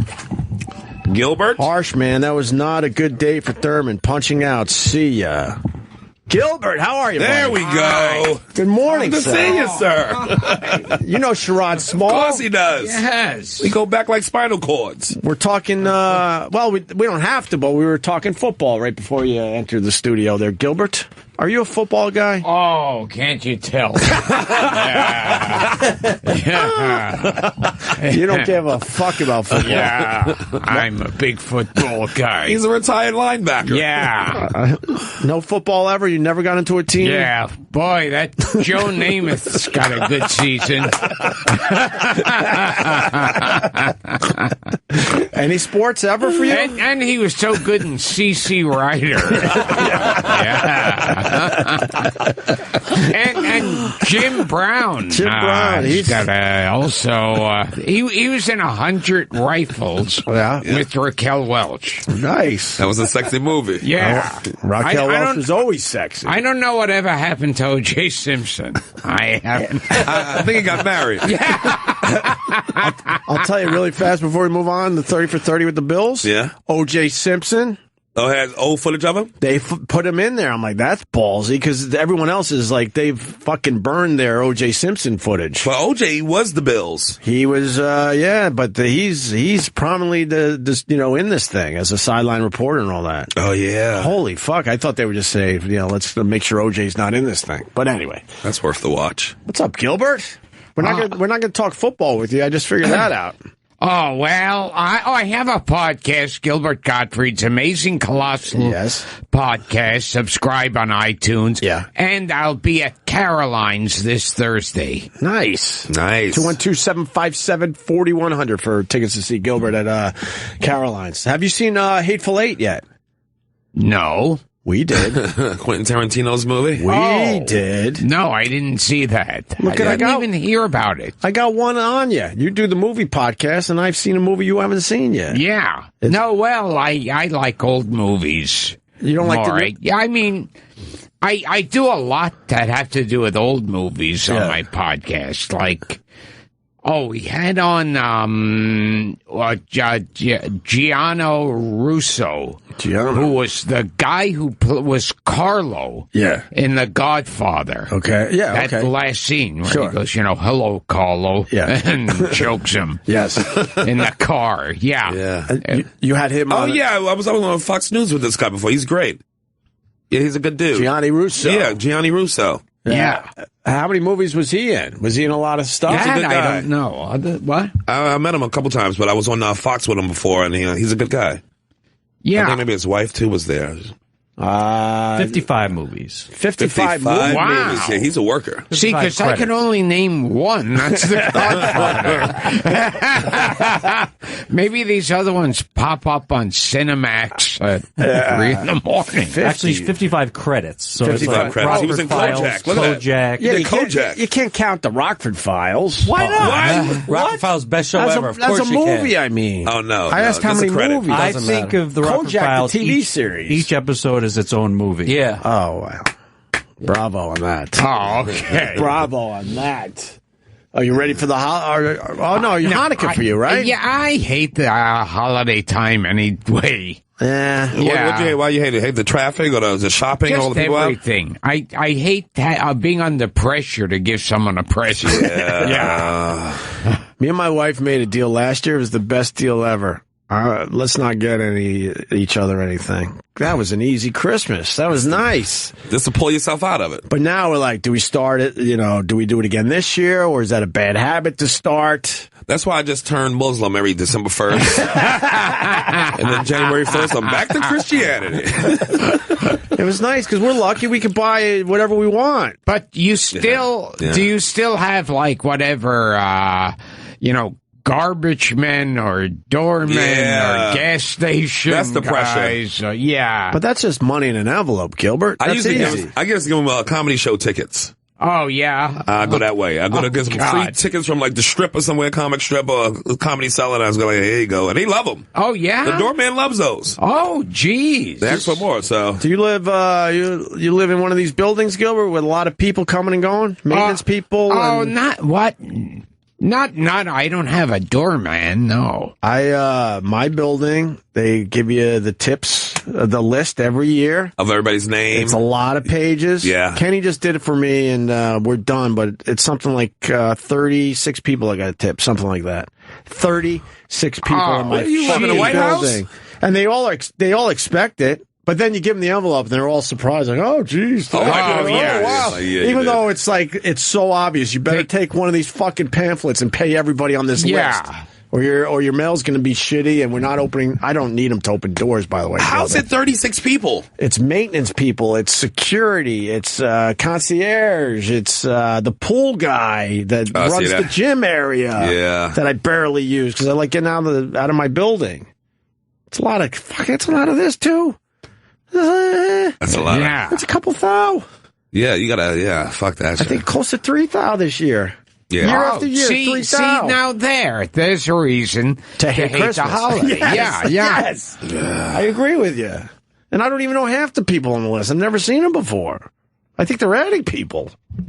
And they become a little more conscientious when it's holiday time. They pay more attention to you? Oh, yeah. No, we know it's starting Thanksgiving. They're like children. Oh, yeah. Right after Thanksgiving, they are way nicer. Can I help you with your bag? Look in the eye. Needs that a drink? Because they know you're about to decide how much. What's the matter, boss? We hot? Yeah.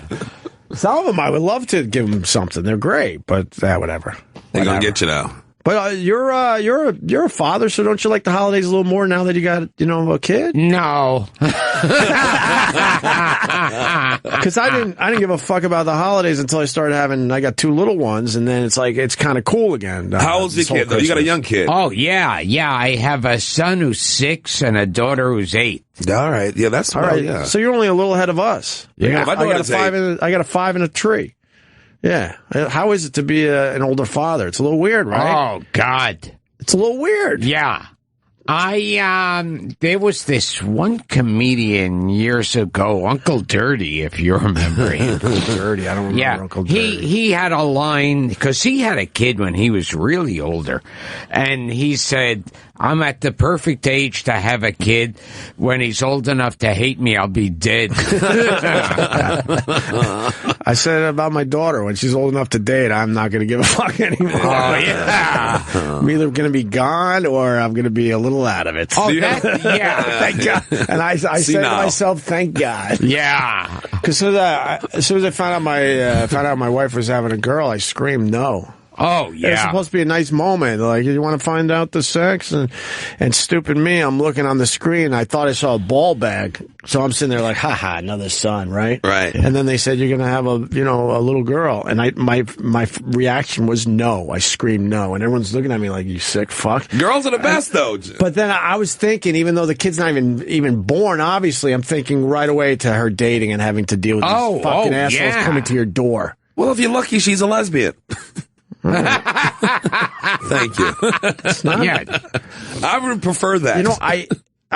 He laughed, and I'm thinking, you know what? It's a good joke. It's a good joke, but you know what? That wouldn't be bad. It wouldn't be bad at all. Wouldn't be bad because you know what a guy could do. Hit her. Girls would be. That's a fair fight, right? You two lesbians fight. Just take it out my house. Right. Don't do it in my house. And we'll film it.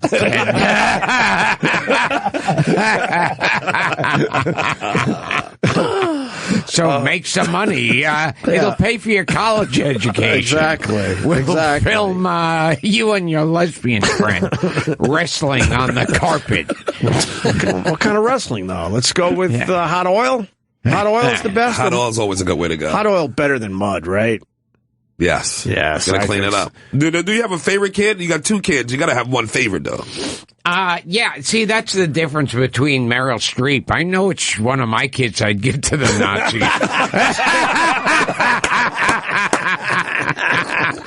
Wow.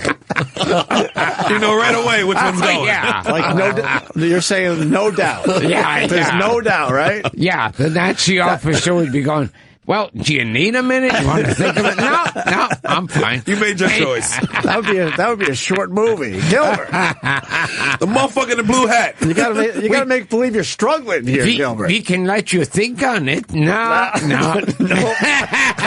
made my decision. Oh, man. Without giving away too many details. Which one? No, I want to know. I want to know Well, which I don't know one. what he wants to say. Why the one? Why the one? Why is it the first one? Is the first one your favorite? Yeah. Because he was already here, and it's like, no, who's this new motherfucker coming in here? The young baby. That's the way my kids talk.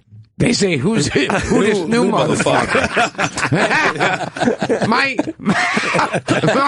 my daughter's first words were, who this new motherfucker? That's why she's a fave. Who this new motherfucker? Who this new motherfucker? Who this new motherfucker? I was very proud.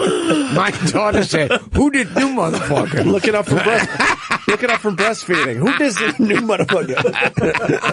And then goes back to the tit. A peek over there and back to the tit. Well, giving that eye. Who this motherfucker? Oh, that's funny. Oh shit, you're the man. So you got a boy and a girl, though. Oh, yes. I know you hate the boy. You got to. There's another dude with a dick in your house. Nobody's for that. Why do you have to hate the boy? Because it's too much. This motherfucker's going to challenge you at some point. You're going to have to square off and fight. You have to square off, you're going to have to punch him in the chest. I never had to square off and fight with my dad, thank God. All right. He was a little older, though. You were younger. What do you mean?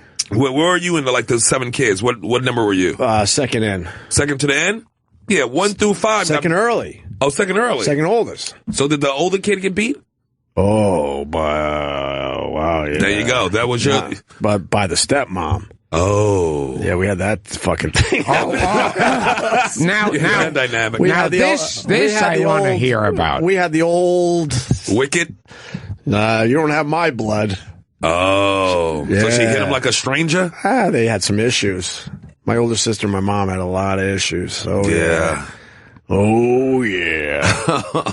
Then you say she was hard on your older sister, though. Huh? So no, my older sister was cool as hell. But, was your parents a little hard on her? Oh, yeah. No, just the stepmother. My biological mom, yes. Was tough on my half-sister. Right. Yeah. You said, you told me a story like she used to make her do extra stuff around the houses. I know she used to yell at her. Yeah, she fucking helped raise us, even though she wasn't that much older than us. Right. She had to get a job, and she had it rough. She's like Cinderella. Yes. And she had a wicked stepmother. Yes, exactly. Wow. Gilbert's like just staring. Yeah. This is like true Hollywood. Yeah. You need to send your son on a vacation or something. We got more yelled at, and she definitely got a few more strikes. A few more hits. Which kid you got to hit the most right now, Gilbert? Oh, both of them equally. Because I don't like to have preference to one. Okay. I think. I don't hit. You hit them as a group? Yeah. I don't hit. You don't hit at all? Nope. That's why I don't hit now, but I don't set hit. the boundaries early so you don't have to do it later. But the famous Chris Rock, but I understand why you would. Yeah. I understand why you would, but I just can't. But these phones are going to light up in 2 seconds now. People are going to be like, I fucking hit my kid. Yeah. But they'll justify. They go, if it works for them. I'm not against somebody hitting a kid. Abusing a kid is wrong. I'm not going to question that. If it works, nowadays, though, it's like if someone were to hit their kid, it would be it would be all over the internet and all over the papers. Hey, we saw someone hit their kid. Yes. Yeah. And when we were growing up, that was normal to get a slap or two, I right? still see kids getting popped in the street. Where? In the street by their parents. I swear I couldn't tell you the last time I actually saw a parent hit a kid. Oh, I saw this when we were growing up. Did I ever tell you the story of I was coming back from swimming lessons at it doesn't matter. I was going to mention the actual beach. Who gives a fuck? And we were behind I don't even want to say their name. This is how scary it is. So my mom picks us up and our kids, and in front of us is like basically the bully of the school. And his mom picked him up, and there the one car in front of us. There was this kid just walking home from swimming lessons. The mom pulls the fucking car over so her son could beat the shit out of the kid on the side of the road. What? Beats him up, gives him a couple good shots, and then jumps in the car. That's not right. Well, it's. Well, what did the kid though? I mean, what did the I have kid no idea do? the backstory. Okay, but we remember thinking, because it was the 70s, that it was right. Like, oh, yeah, okay, they obviously had a beef that they're taking care of.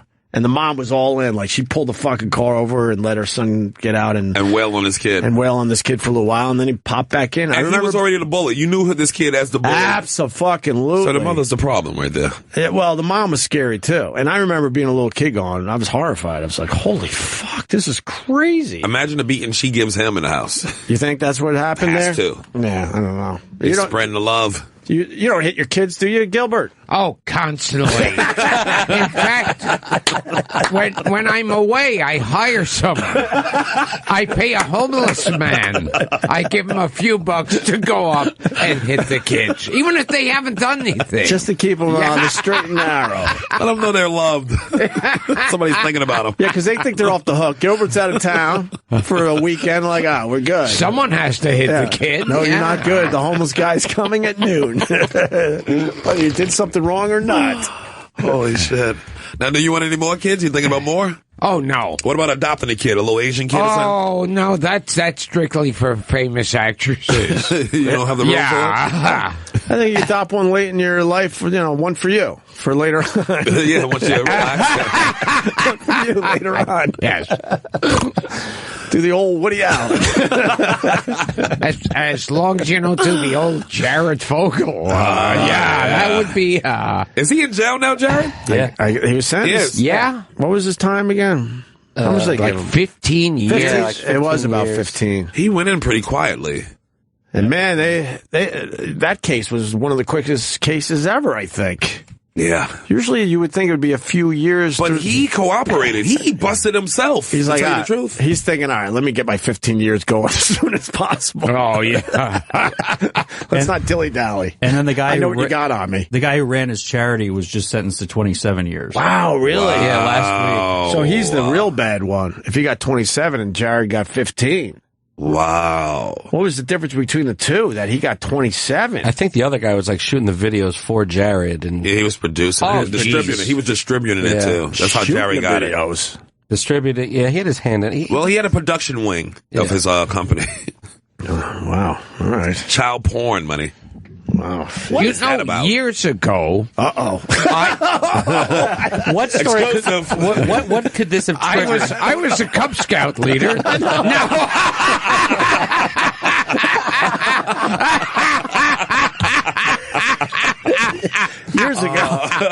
Years ago, I taught swimming at the local Y. I used to park my van outside schoolyards. Years ago, I ran an ice cream truck. I would say, "Oh, little kid, I'm looking for my lost puppy." Years ago. I don't know if I want to hear it. Years ago. Let's hear it. You gotta hear it. Let's hear it. Are you sure? Let's get it out there. I wish it were that good. Okay, years ago. Years ago.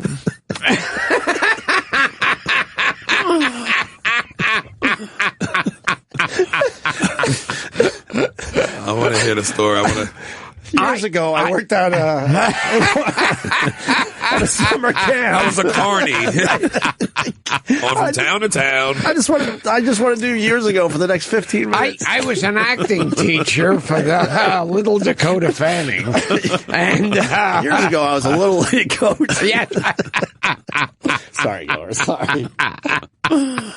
Oh, shit. Years ago. Oh, boy. Years ago. Okay. Yes.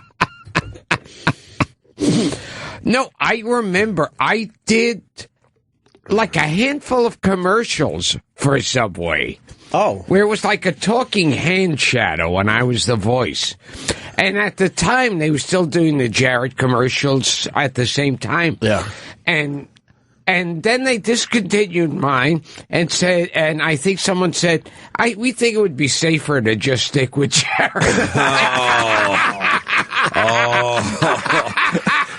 Oh, man. Oh, are they eating their words? They're eating their words.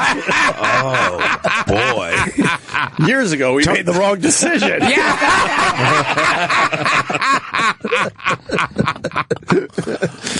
Man. Gilbert, I didn't know you were in Subway commercials. Yeah. See, the worst I get in trouble for is a joke that's too soon. Right. When you put child molestation into the equation. Yeah, that's another ball game. You just summed up your career. A joke too soon. That's all it is with Gilbert. Just a little too soon. Just a little. Yes. And oh, God. Are you talking about the Aflac? Yeah, well, of course. Oh, yeah. Yeah. Oh, God. Yeah. I got tears in my eyes. That years ago, it's going to make me laugh all day. Years ago. I want to see one of these commercials. you know, children, years ago. Oh, boy. Years ago. I'm a little behind on your podcast, Gilbert. Who else have you had on lately? Oh, okay. I told Gilbert. People on there. I fuck it. And I had breakfast with Artie Lang recently. He's been on a few times. And I told him, like I told you, one of my favorite hours. I call it radio. I don't give a fuck. It's podcasting. It's radio. Yeah, it is. But I got more respect for radio. Like radio personality, so I don't want to say, a podcast is radio because these people are really working. I'll acknowledge most of them are doing it horribly, right? But it's pretty much the same thing. Okay. But I mean, one of the funniest hours, fucking in recent memory, was Gilbert and Artie on that podcast. I gotta hear that. Talking about Tracy Morgan. Yes. You want to talk about it too soon? I'm like, holy I gotta hear it, dude. It is brilliant. It is so funny. It's so raw. We played it on here. I didn't even ask Gilbert or Artie. I'm like, fuck that. That's one of the best hours I've ever heard. I gotta hear Sue me. that. I don't give a fuck. I'm throwing this on. I think I asked after the fact. That's too funny. If you've never heard it, man. Was it on your podcast? Yeah. It was on yours. Well, okay. yeah. Holy fuck. Was that the live one? Did you do a live one at Caroline's or something? No, that was the second one I did. Oh, okay. That was a funny one, too. Oh, God. And I've had on Weird Al. Nice. How is he? Good. A lot of fun. Is it? Yeah. Everyone says how Judd good- Apatow. We like Judd. We've had him in here. Bob Saget. They said, what about Weird Al? What? I'm trying to figure him out. I mean, Eric loves him. E-Rock loves him. Right. He hung out with him before. He adores him. I don't think we've ever had him on. Oh. Yeah. What kind of guy is he, Gilbert? Oh, good. Yeah. I got along with him. He was a lot of fun on the podcast. Yeah. Did he sing any of those songs? You want to hear Eat It, motherfucker? A couple of them were all right. What is the other one? I think he's, I don't know. I think he's deep. He made us all laugh. Come on, let's be honest. All right, but he's deeper than that, I guess is my point. Instead of Lola, he sang Yoda. All right, that's clever. Just saying Yoda. Star Wars right and around White the and corner. Nerdy. I know. He made White and Nerdy from Riding Dirty. Yeah. All right. Pretty good. Oh, see, because I just saw something about ISIS on the television off to the side. Speaking of here's the reason I don't like ISIS. Even know what that, that's Years ago, we just had to deal with a bully. When I was running a day camp.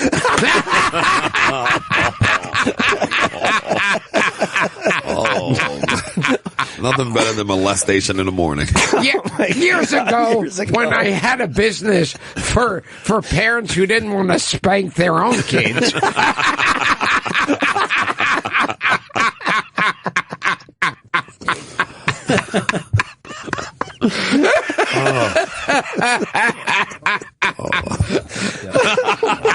spank your children and cut out the middleman. Oh, man. Holy shit. Gilbert doesn't play. You know? Yeah, Don't play around. yeah. What about ISIS? Did you have anything on that? Yes. Yeah. Well, see, this was back when I had a business where I would change other kids' diapers. You were in the diaper genie. Yes. On Jeopardy recently, the question was whose amazing colossal podcast, and who's the voice? And they played my voice. I was a Jeopardy question. Come on, and fucking ISIS. They have to do that San Bernardino shooting then, and to preempt Jeopardy. Oh, that's the worst thing ISIS has done. Preempted a Jeopardy episode where I was the night when they had a Gilbert Gottfried question. So now it's personal. Yeah. I get it. It's like a Charles Bronson film. This time it's personal.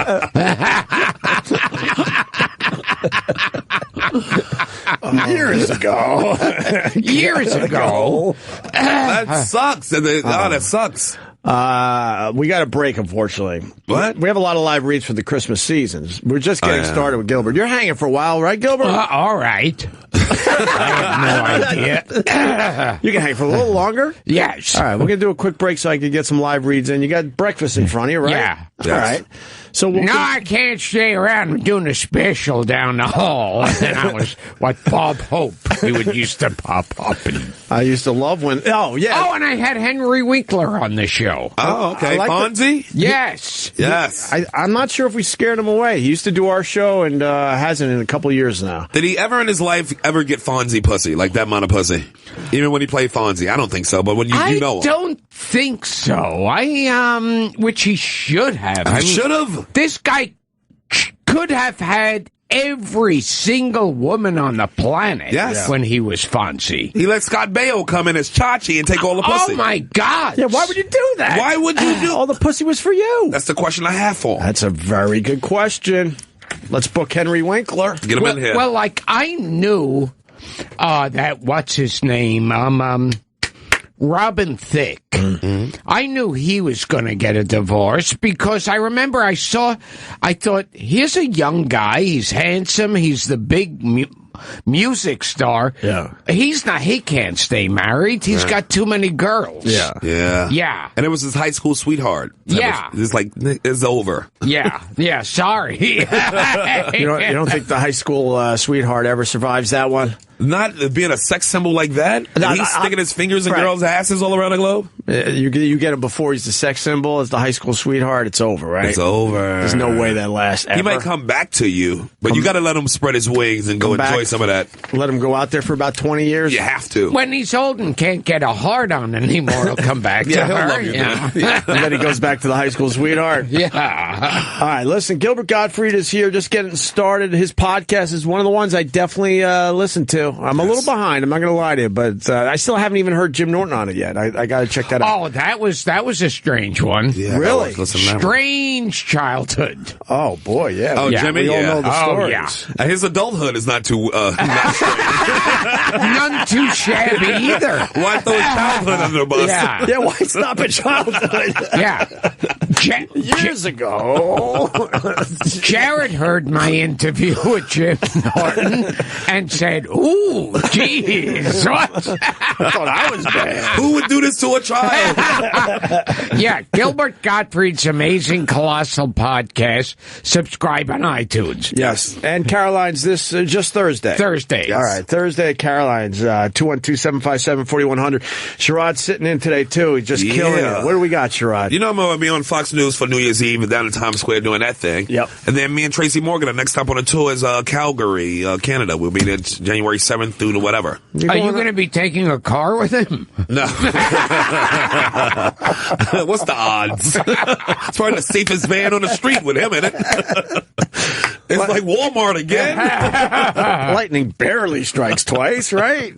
That's the safest place now. More importantly, why are you going up to Calgary in January? You guys couldn't figure out the routing a little better than that? Well, this is like some of the test shows that we're doing. So this is like one of the ones before the actual theater started in the January. I think instead of having a baby on board sticker, they should have a picture of Tracy Morgan in the back. Then, like, any truck is going extra slow. Holy shit, I'm making those. Yeah, they're inching along. Holy shit, that's funny. Yeah, it's like, okay, maybe this delivery will be in 3 years from now, but I'm not hitting that fence.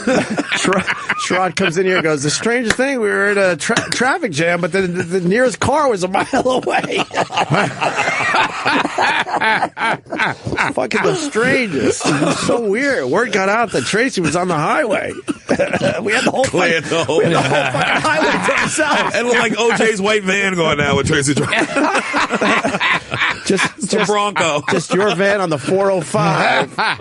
God. All right. We're gonna break here. We're gonna continue with Gilbert, and then we're gonna do a little Bruce Dern in about a half hour. Maybe you talk to Bruce Dern about old movies, Gilbert. Oh my God, yeah. You'd like that, right? That'd be dope. All right. So we'll take a break. Stay there. Oh my God. Enough with the live reads, right, Gilbert? Yes. Years ago,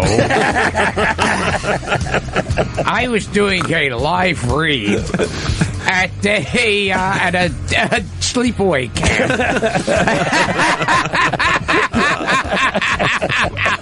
Sounds like sexy time. Yes. Gilbert's promoting his podcast, and the fact that he's going to be at Caroline's this Thursday. Here in the crossroads of the world or whatever, right? Yeah. Gilbert Gottfried's Amazing Colossal Podcast. Subscribe on iTunes. Now, how you? We'll put a link on our Twitter today for you, Gilbert. Make it easy for the people. We talked about a little when Gilbert was on Race Wars, but we touched on the Bill Cosby because you was actually on the Cosby Show and you ran with him. You said y'all shared a lot of things. So what happened? Yes. You shared a lot of I was things the one who Cosby. I supplied the drinks. He used to have me in a bartender outfit. And I used to test it on animals. I'd give a drop to a hamster and see how quick it passed out. Did it come to halfway through and it was awkward? Which hamster was going to be talking afterwards? Years ago, when everyone had roofies in their pockets. Oh, there's a clip. Look at you. Oh, God. Wait, let me see young Gilbert Gottfried. I look like Link from the Mod Squad. Oh, wow. Look at you, Gilbert.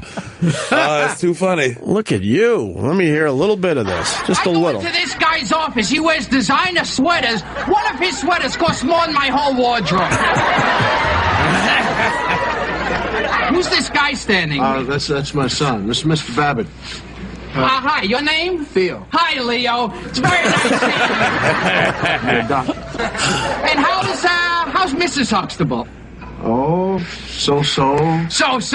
I heard she was made a partner in her law firm. She's in the biggest law firm. This episode is great. Well, look, I wish I could stay here talking to you, but look, I gotta go home. I'm gonna tell Nancy I saw you, Yes, Dr. Huxtable. Thank you. Oh, good. Nice meeting you, Leo. Theo. Now, what did you... Hey, that's pretty cool, man.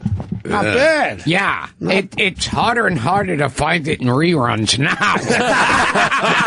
Oh, yeah. Talk about a residual check that just kind of disappeared overnight for me. Yes.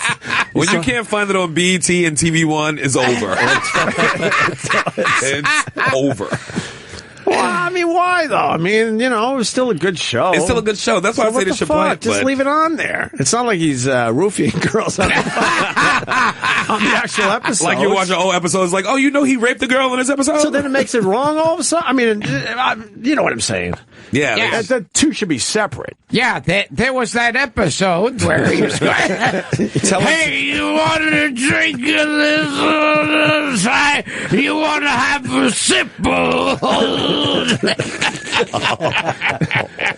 Man. Come on, it'll help relax you, and I'll make you a big star. Look what I did for Lisa Bonet. You know, years ago. See, Bill Cosby should write a biography called Years Ago. Poor Bill. Unbelievable. That's a bit of a drop off in a career, huh?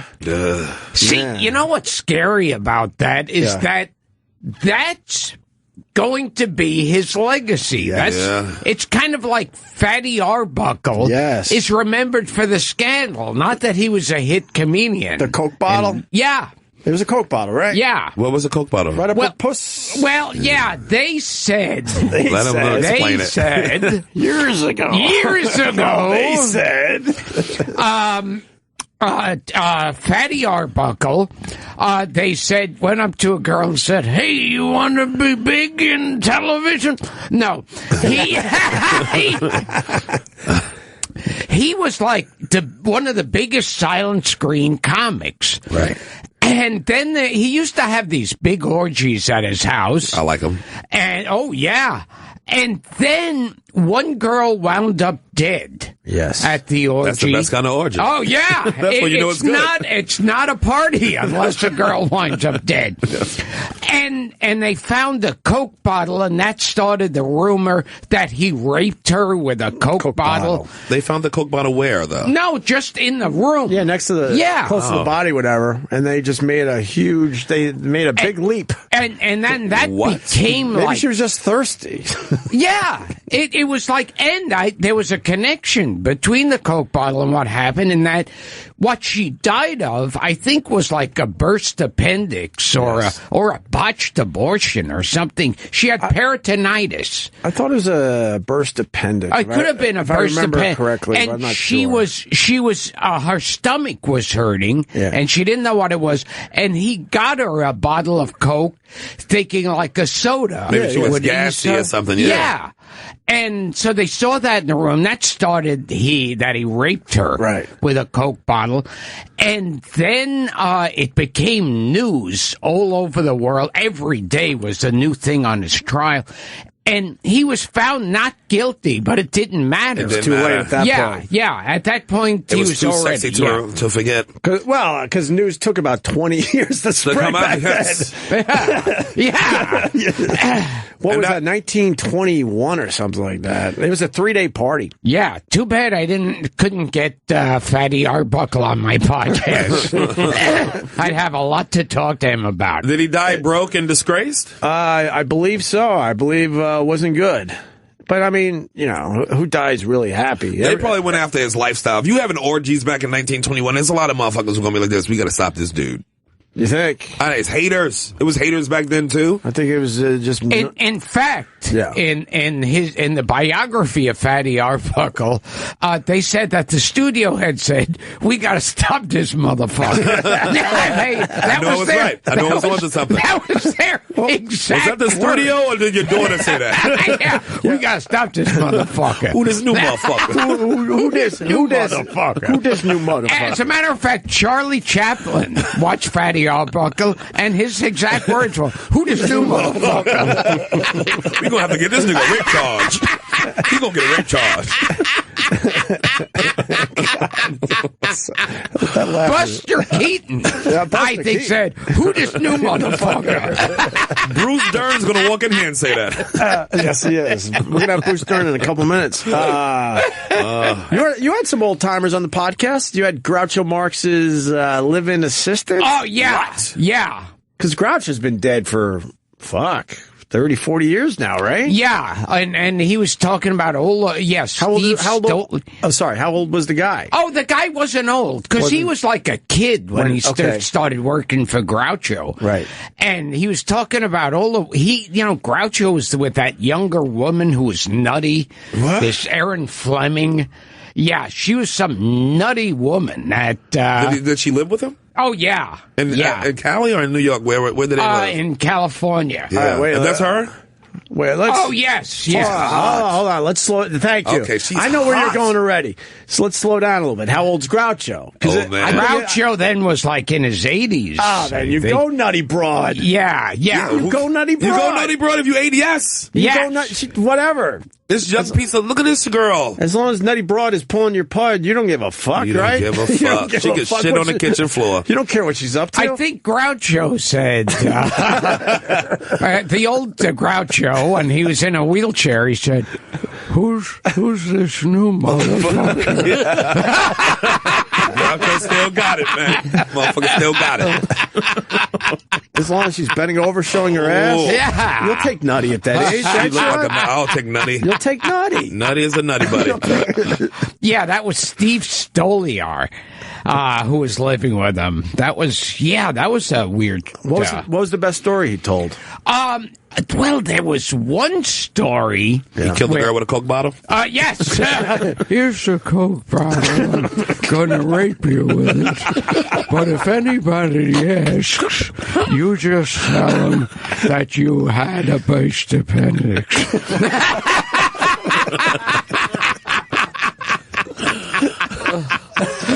Yeah, they that one time, like, the nurses were suspicious about her because she was, up to some weird goings on. Okay. And she started screaming at the nurse, like, what are you, a man? If you're a man, why don't you fuck me? And she took her clothes off and started fingering herself in front of Groucho's nurse. Wow. Yeah. Wait a minute. Yeah. Who is this new nutty. motherfucker? She took her clothes off in front of the male nurse. Yeah. And where was Groucho It was at a this- woman nurse. Yeah. And she goes, you think you're a man? Then why don't you fuck me? Wow. Yeah. Well, did he prove he was a man or not? More so than I could have. That'll get you out of anything. Look, she said, are you a man or what? I had to do this. Yeah. Are you kidding me? What? It's called Raised Eyebrows, a little book he wrote as being the assistant to How long Groucho was he the Marx. assistant to Groucho? Oh, I think for about 3 years. Okay. But he was like living in the house. Go ahead. Then I had on 2 members, 2 like stars of F Troop. That's what. Wow. I was just about to bring up F Troop because you said, well, the Bill Cosby, you don't show the Cosby Show anymore. Right. F Troop had a sex scandal after the fact too, right? Oh, no, that Hogan's Heroes. Hogan's Heroes. That's what it was. Yes. Where he got bludgeoned to death. And you can't find those reruns. Well, I mean, Hogan's here. Even back in like the 80s when he used to show old shit but on the TV. Nazi angle, I mean, people finally woke up and said, "Oh wow, this is a little weird." There's a little bit, There's a little bit more of a controversy. It's dealt with the Holocaust. Yeah, a comedy revolving around Never heard of it. concentration camp. Doesn't ring a bell. I think they finally realized that was the first show they decided to get off your TV when the political correctness started. Where do we start? I think it's the one with the concentration show. It was funny though. Yeah, I think it's the one with the funny concentration camps. Exactly. The concentration camp with a laugh track. I mean, they still doing Sound of Music every year. You can show Nazis on TV. Yeah. I don't have a problem with any of Still that. Nazis. No, you can show Nazis. It's just all the laughter and the fun they're having. That's sort of the problem. Did you guys have a problem with that Don't one knock going it on? until you tried it, all right? When Eric and I, when we were growing up, our grandparents were German and they escaped the Holocaust. Their whole family wiped out. My grandparents came right here, grew up in New York City. And then when Eric and I were growing up, we'd be in their apartment here in New York City and we'd watch Hogan's Heroes on Channel 5. And we didn't see a problem with it, even though like all the swastikas and the helmets with the spikes on it were the ones that took their families away. Horrible. But they were making fun of the Nazis, though. They were showing how they were buffoons. But they were still getting it done on the show. You know what I mean?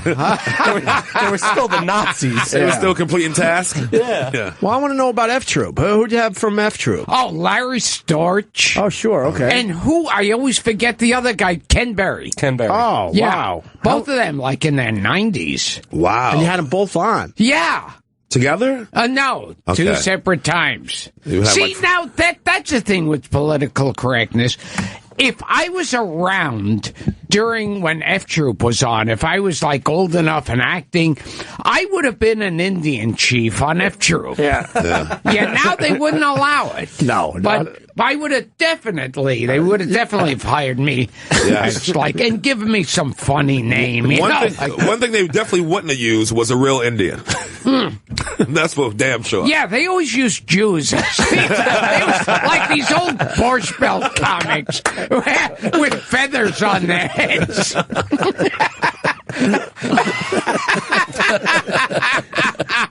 Oh my God! Just like in the Charlie Look at that! Oh, who was which? That's Milton Berle, right? Oh my God! Yes. Wait, Milton Berle played an Indian on F Troop. Oh yeah, I remember. Man, Native American. And then there was this comedian Guy Marx who was on F Troop. He's in brownface in that. Anyone dressed in Milton Berle's wearing brownface? We're getting Bruce Dern in here. Yeah. I want to talk about F Troop. Let's do it. Yeah, he played an Indian on F Troop. Yeah. Oh, wow. We got one of the stars of Hateful Eight coming in here. Yes. Bruce Dern. We all saw the movie. Oh man, I got to see it tomorrow. Quentin Tarantino did not disappoint. He comes through, man. You can say what you want about him. A lot of blood. A lot of blood, a lot of action, a lot of shit like we like to watch. He will not give up on that lot of blood thing. Wow. But the movie's fantastic. We're gonna have Kurt Russell in later this week, Gilbert. Oh, wow. If you want to come back and talk to some of these guys, let us know. Jennifer Jason Leigh's coming in. Yeah. Who else? Quentin Tarantino himself. I got to come back for that. Ask Kurt Russell. Are you calling in a favor? Calling in a favor. What he thinks of the Hudson brothers. She might have been with Kate Hudson. Yes. Kate Hudson's father, Goldie Hawn, used to be married to one of the Hudson brothers. And I remember they were like a musical comedy group on early TV, and that's when I started to realize. And, as a kid, you think if you're on TV, you got to be talented. Yeah. And when I saw the Hudson brothers, when I first started to think, oh, maybe anyone has a chance. I could do this. Yeah. That's when I thought, you don't have to be. I could do this. Them? Which one's our father? Which one's Kate's father? It's Bill, isn't it? In the middle? In the middle? I don't remember. Mark Hudson, Bill Hudson, and I want to go with Mark Hudson, but you're going with Bill Hudson? Bill. My money's on Bill. And then there's Brett Hudson. Wow, I wonder if my brother's named after Brett Hudson. What year was he born? I gotta ask my mom. Maybe. My mom started naming us after fucking TV people. If he's named after Hudson brothers, probably living in the street right now. My brother's name, you'll appreciate this because you love old TV and stuff. My brother's Quinn from Quinn Martin Productions. Oh my God! That's absolutely the truth. And then I got a Darren from Darren Stevens. My family. Right here. Wow. So I bet you my mom liked the name Brett Hudson and named my brother Brett. Every movie, every cop show. Bruce Dern. Oh. Wow. Nice to meet you, sir. Welcome, sir. Hey, how you doing? I'm big fan. Shake your hand. Yes. Thank you. Bruce Dern, nice how are you? Wow. What's going on? Bye. This is amazing. All right, huh? How's your morning going? Well, I just finished with him. That girl Jessica's got a really unique face. Yeah? Really unique. I mean, it's a one-of-a-kinder in a way. Really? It's a throwback to the educated girls of the 40s and 50s. That's what her face looks like? No, I meant two of them were Miss America, so. Oh, okay. She's a looker. She's a looker. I did a TV series for a little while called Big Love. Yes. Oh, yeah. And I had two Miss Americas on the show as ex-wives. Okay. Because I had a bunch of wives. Yeah. One was Colleen Hutchins, who married Mel Hutchins, who was a big star here with the Knicks for years. Yes. And the other one was Vonda K. Van Dyke. Okay. Who they were back-to-back Mormon Miss Americas in 55 and 56. Wow. Mormon Miss Americas. Do they have swimsuit? Yeah, that's what I was thinking. I went right to the swimsuit myself. Because they like Mormons can wear. I guess they can wear. Yeah, they did the one piece. I guess. Oh, that's right. Yeah, they can play. Now's the one piece. They can play hoops, definitely. Yeah. I mentioned the Bruce Dern movie on my podcast. Which one? To see, King of Marvin Gardens. Excellent. I really like that movie with Jack Nicholson and Ellen Burstyn. What year was that? 1972. Wow. 72. About he and I was the dreamer, and he was a late-night Barry Gray. Yeah. Talked on the radio all night and told stories.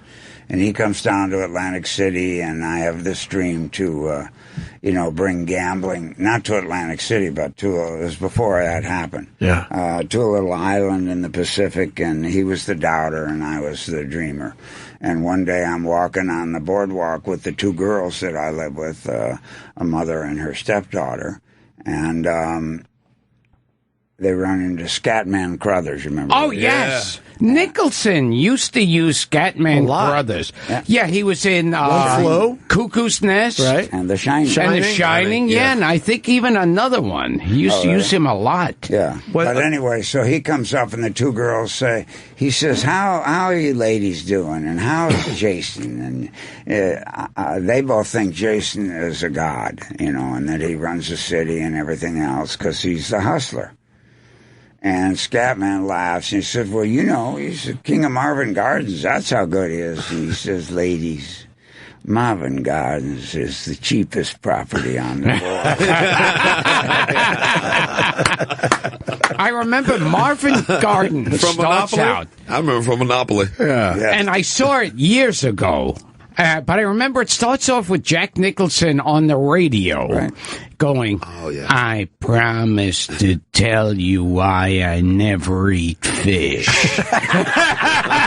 The grandfather sat at the end of the table and said, hey, and dies out on us, And he tells stories like that. Yeah. And so it was, and a wonderful director, Bob Rafelson. Yeah. He would start choking on the fish bone, and then me or my brother were sent into the kitchen to get a heel of bread. How about this? A little late, Gilbert Gottfried. Yeah. People never give you that with your voice? The what? You know who Gilbert Gottfried was? No, I mean, don't you have an That's him. That's him. Yes. That's what I mean. and Hush, Hush, Sweet Charlotte, I always liked. That was my first Hollywood movie. My first movie was with Mr. Kazan. We did it in Tennessee. It's called Wild River. It starred Montgomery Clift and Lee Remick, and I played a little asshole in it. And Joe Van Fleet played like a 90-year-old woman. And then they sent me to Hollywood, Mr. Strasberg and Mr. Kazan, because I was under contract to Mr. Kazan. And I did Hush, Hush, Sweet Charlotte. And the first day I walk on the set, am I allowed to say a bad word? Yes. Yeah. Oh, God. Hey, they wouldn't have me on the show if there was a restriction. So I walk on the set and I sit down in my chair, and there I hear as I'm walking to my chair, you tell. Can I really say things? Yes. You tell that cunt that I'm not coming out there until she stops belittling me and putting me down.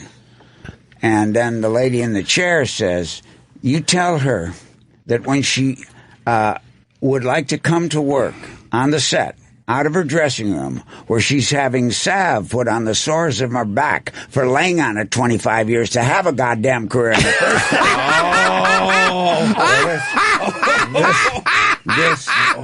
This was Betty Davis and Joan Crawford. Oh, wow. They just done a movie together called Whatever Happened to Baby Jane. Yeah. So they tried to put them together. So Miss Crawford quit.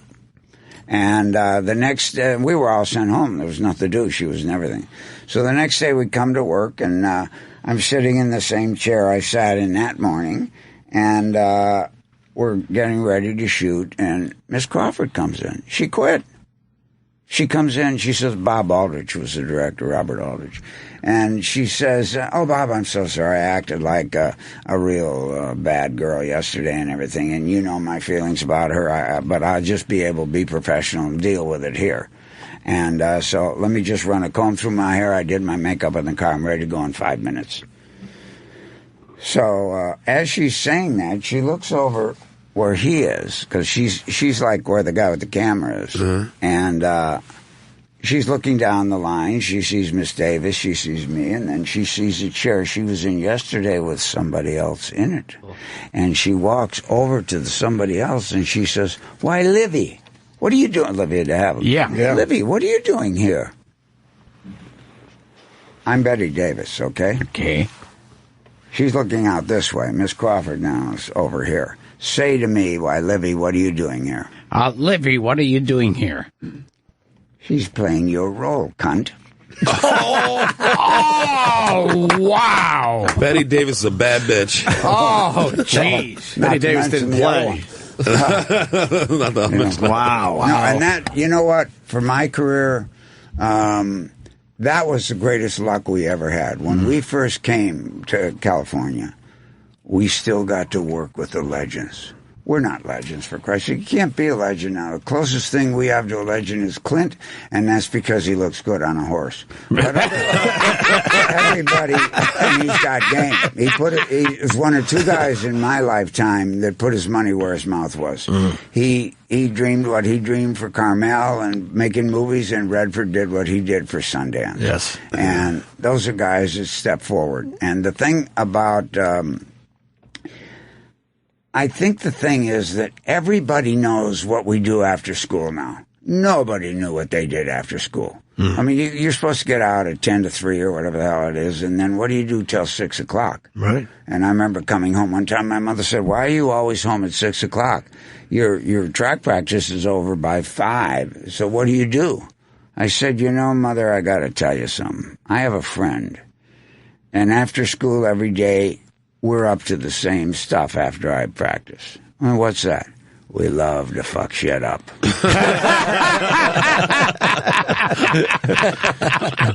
What about your friend Jack Nicholson? He's kind of a legend, no? Oh, you put him in that legend category. He's like royalty to us. You know what makes him a legend? He's an original. Yes. And that's what makes him a legend. I just saw One Flew Over the Cuckoo's Nest this weekend. Brilliant performance. Oh, yeah. Brilliant on his part.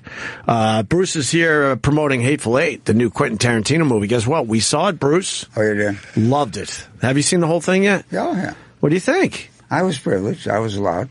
No, I do ask that because time and time again we ask, a lot of you guys don't see your own freaking movies. I never understood that.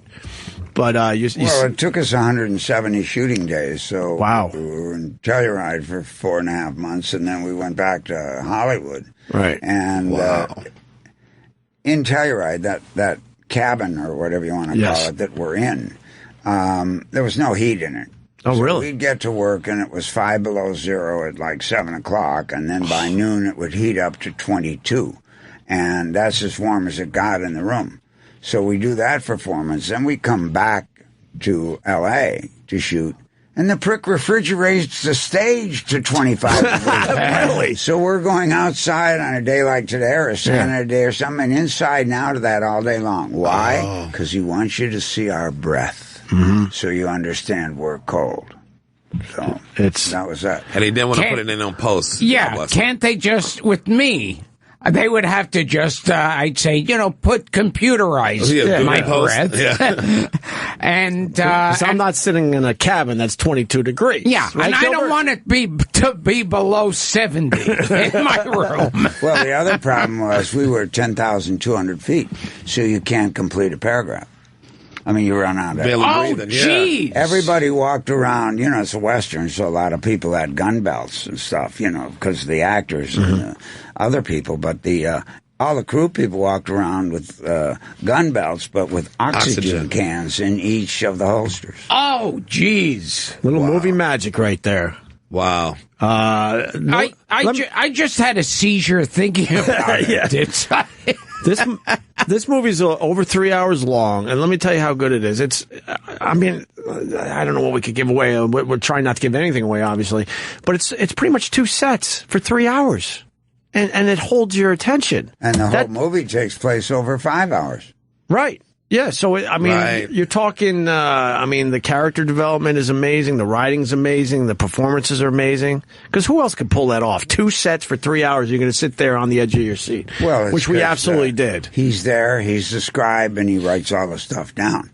So every now and then he'd allow me a Dern Z, which Nicholson branded. I did a movie that he directed years ago called Drive, he said, which I played a basketball coach. Yeah. And my team made the Final Four. And we did it at Oregon, and we started the day after Oregon upset UCLA and broke their winning streak. And that was a team with, Kevin Love's uncle, Stan Love, was on the team, and a guy named Drozdiak and Lionel Hollins, and all in college at the same time. And so they were very good. And we shot on Oregon. It was during the student riots. Wow. And at the end of the movie, there's a scene where the basketball, there's two guys are roommates. One guy's trying to beat the draft so he doesn't have to go to Vietnam and show everybody he's crazy. And the other guy is maybe has a chance to be the MVP in college basketball that year. And because we called ourselves Ohio because of the yellow O on the green shirt. But it was really Oregon. And we come to work one morning, and there's a big, huge riot in, this would be May of 71.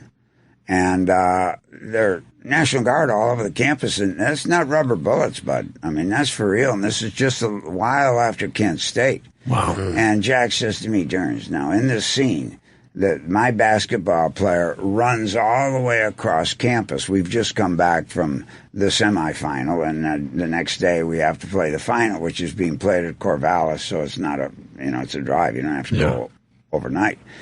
And he says, now you run, and Tepper, the basketball player, is running after his friend who's being hauled away in a 9/11 thing in a straitjacket because he finally went berserk. And so the kid comes back and is running all the way across the campus to say something to him.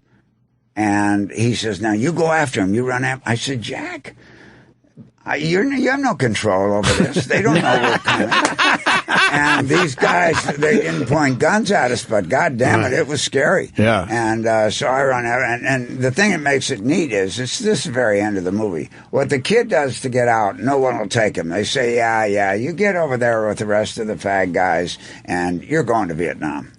And he said, no, I have a condition. I'm crazy. No, come on, everybody pulls that, Go to Canada if you're bored with it here. So he goes into the biology lab, and he lets all the snakes and bugs and everything, smashes all the cages and just lets them all out, And so they come and they wrap him up and they put him in the straitjacket. So he's in the straitjacket, and this kid runs all the way across the campus and jumps on the back of the where the windows are. You can look in and see him like this in the straitjacket, and knocks on the window. And this is what made Bob Rafelson in those movies, who also did Marvin Gardens. Bob Rafelson directed, but Jack directed this movie, but Bob helped write the script along with a guy named Jeremy Larner. So he jumps on the back of the thing and knocks on the window, and the little kid inside looks at him, and the basketball player says, your mother called. No, but I mean, that was the 70s filmmaking. You got it or you didn't, and there was an arrogance among those directors that said, we're moving on, folks. It's moving pictures. If you don't get the image, we're not going to stay here and explain it to you. You get it or you don't. And we did a documentary once called A Decade Under the Influence, which was about the films that a bunch of us made in the 70s. And Ted Demme directed it, Jonathan Demme's brother. And he did some movies, too.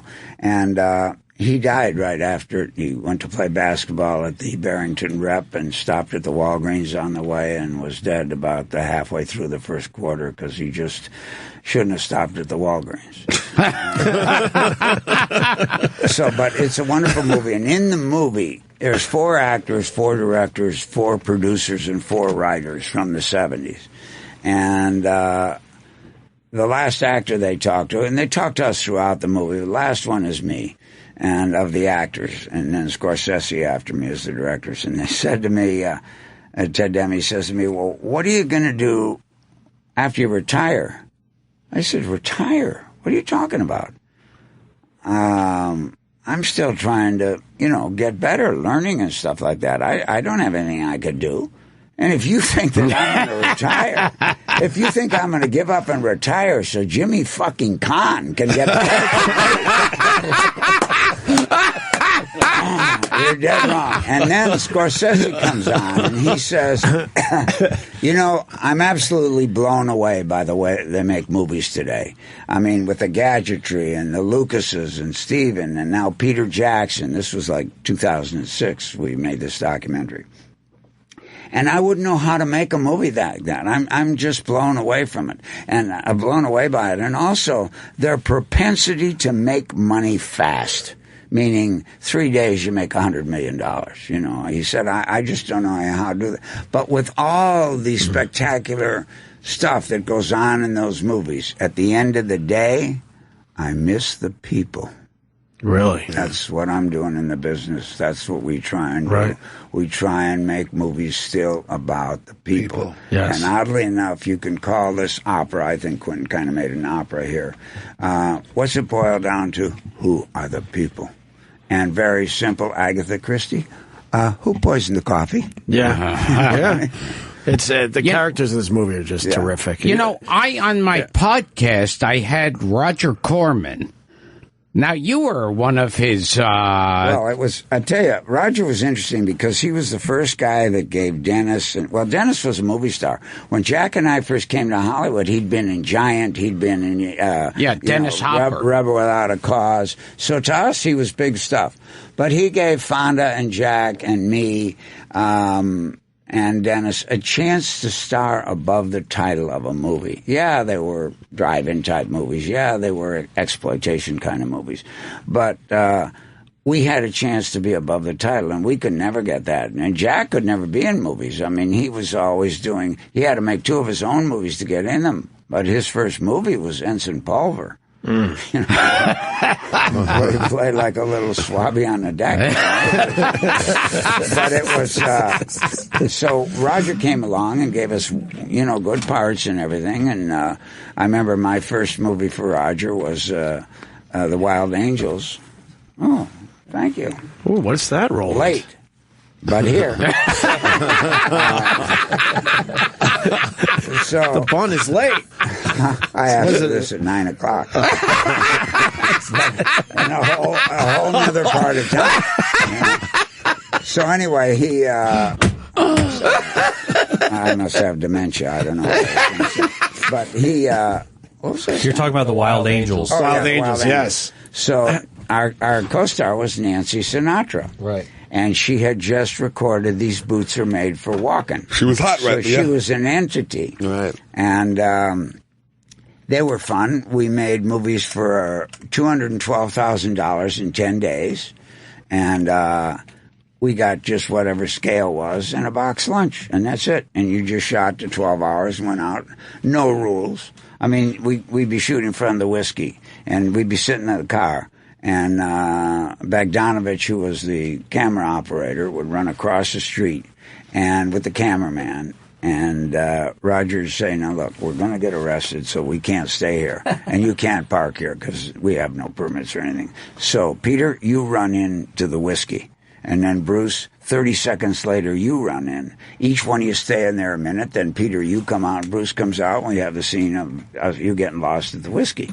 So that's the way we made movies. Yeah. Wow. Then I did a movie called Smile, which is about the California Junior Miss Oh, with Barbara Feldon. Yeah, she was on the podcast too. Really? Yeah. And she was in Melanie Griffith. It was her first movie. Oh wow! And she was the little girl who had. Oh, you did. In the movie, I run this festival. Junior Miss means 17 or younger. Okay. And every county in California has a representative. Like Annette Bening was Miss San Leandro. She was like 17. Okay. Diane Sawyer that year was the junior miss from Virginia and California. And various girls like this. Cindy Williams was in it. And, they all played little county people. Mike Ritchie directed, but a great, wonderful writer named Jerry Belson. Oh, yeah. Who was Gary Marshall's partner, and they did all the Love American style things for 8 years or something. And in the movie, I have a 10-year-old son, and the 10-year-old son has 3 little friends. And he gets hold of the contestants book for the year. And he takes it to show his friends. He says, if we could get pictures of these girls in the changing room. And he says, yeah. So, well, we need a Polaroid. Well, we'll take care of that. We'll get a Polaroid. So, anyway, he creeps up and takes pictures. And he gets a shot of Melanie Griffith at 14 with filthy, dirty feet. She's changing her clothes and they're barefoot on the thing. But Hooters. And so at the end of the movie, and they're confiscated, I have to take him to a psychiatrist and all that. And at the very end of the movie, after the contest is over and everybody's leaving town, the picture was confiscated. And a highway patrolman watching the people pull out of the little shitbag motel headed down towards San Francisco from Santa Rosa. And he's eating a Twinkie, and he pulls the visor down, and there's the picture of Melanie. You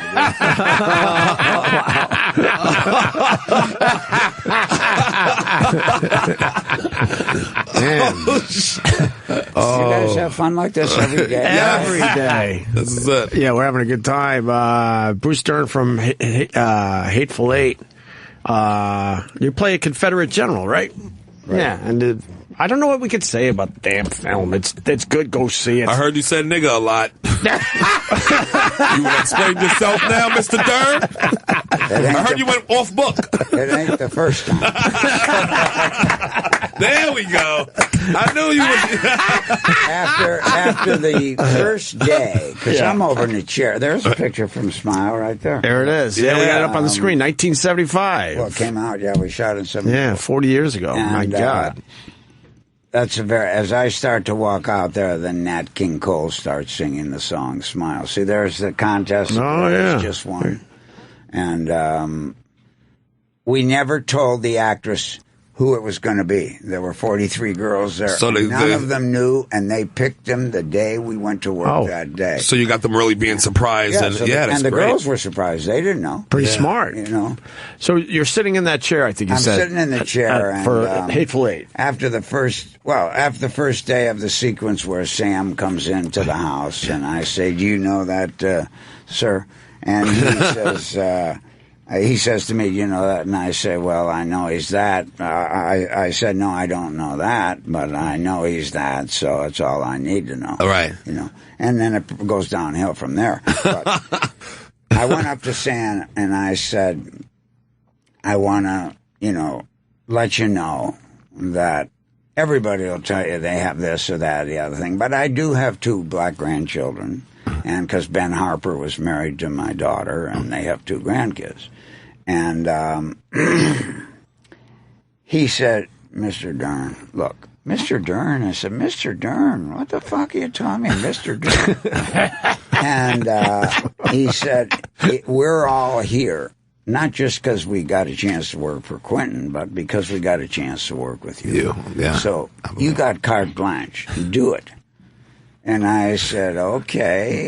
He took advantage. Thanks, nigga. He took advantage. Thank you very much. And then I said, "I got a little trivia on you." He said, "What's that?" I said, "You went to Morehouse. You were in a class with Spike Lee, Denzel Washington, and they were all in the same class at Morehouse." But he said, "How'd you know that?" "I don't know. I heard it on some serious show. The Opie Show." Anyway, I said, he said, "Well, what's the trivia?" I said, "Who else was in your class?" He said, "I don't know." I said, "I'm a runner."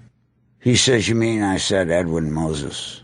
Oh. 4 gold medals. No kidding. I know Edwin over Moses. 16 years. Right. And when I saw Spike Lee, I'd never met him. I was at something a month ago where they gave him a Lifetime Achievement Award. And he came up to me afterward. He says, "Edwin, we knew Edwin a little bit, but he was very bookish because he wore those real kind of library conch shell glasses that looked very studious and was very studious." And he says, "But what don't you know about Edwin?" This is Spike, what don't you know about that? Which looks up. I said, I'm not sure. He said, Morehouse don't have no track. No track, no facility. Right. So he had to train on railroad tracks and highways. Wow. Wow. And so that was very cool. I think the best thing about Quentin, what he gives you an opportunity to do, he gives you an opportunity to get better while you're working. And I thank him for that all the time. And it's amazing because nobody ever credits producers or whoever they are. They just go to the director or the actor or something like that. But the Weinstein Company and their producer our producer on this movie, a guy named Richard Gladstein, they provide you with an arena to play in where you're safe and you can take risks and you don't have to answer to anybody. And that comes from Quentin's, demand to make it like that. Mm-hmm. But very few people do that today. And that's because the two brothers love films. Right. And they make films that are about the people. It's definitely right. And Gladstein was the same way as a producer. He was just, they'd give you anything. Right. And the circumstances were horrendous. We served 288 lunches every day, and not a one of those people didn't have a job to do. My first day on Family Plot for Mr. Hitchcock, I just told this story, so that was his last film, Family right? Plot. But that was his last film? Hitchcock. Yeah, and I was the star of it. Yeah. Wow. So that was the last one. Earlier, I had done Marnie, and I'd won an award for doing an episode of his TV show, which he directed. People don't know. He directed all the half-hour Hitchcocks. Mm-hmm. And when Sidney Pollack and Brian Hutton and Mark Rydell and all those guys went under contract at Universal, they all got pissed off because Lou Wasserman would say to them, Hitch did Psycho for $600,000 on the back lot in 18 days. So that's what you can do. Well, it was 10 years later and everything like that. Yeah, but the neatest right. thing I ever saw, the sickest thing I ever saw a director do was also kind of unique. When we were getting ready to shoot a scene in Family Plot where I go in, a typical Hitchcock scene, I walk into Bullock's Wilshire, which is a Frank Lloyd Wright department store designed by him. And I have to go to the bra saleswoman and ask her the size. Do you have, 2 double B or whatever it is, like that? And she says, are you sure that's the size? And I look at her and I start going, well, it's like,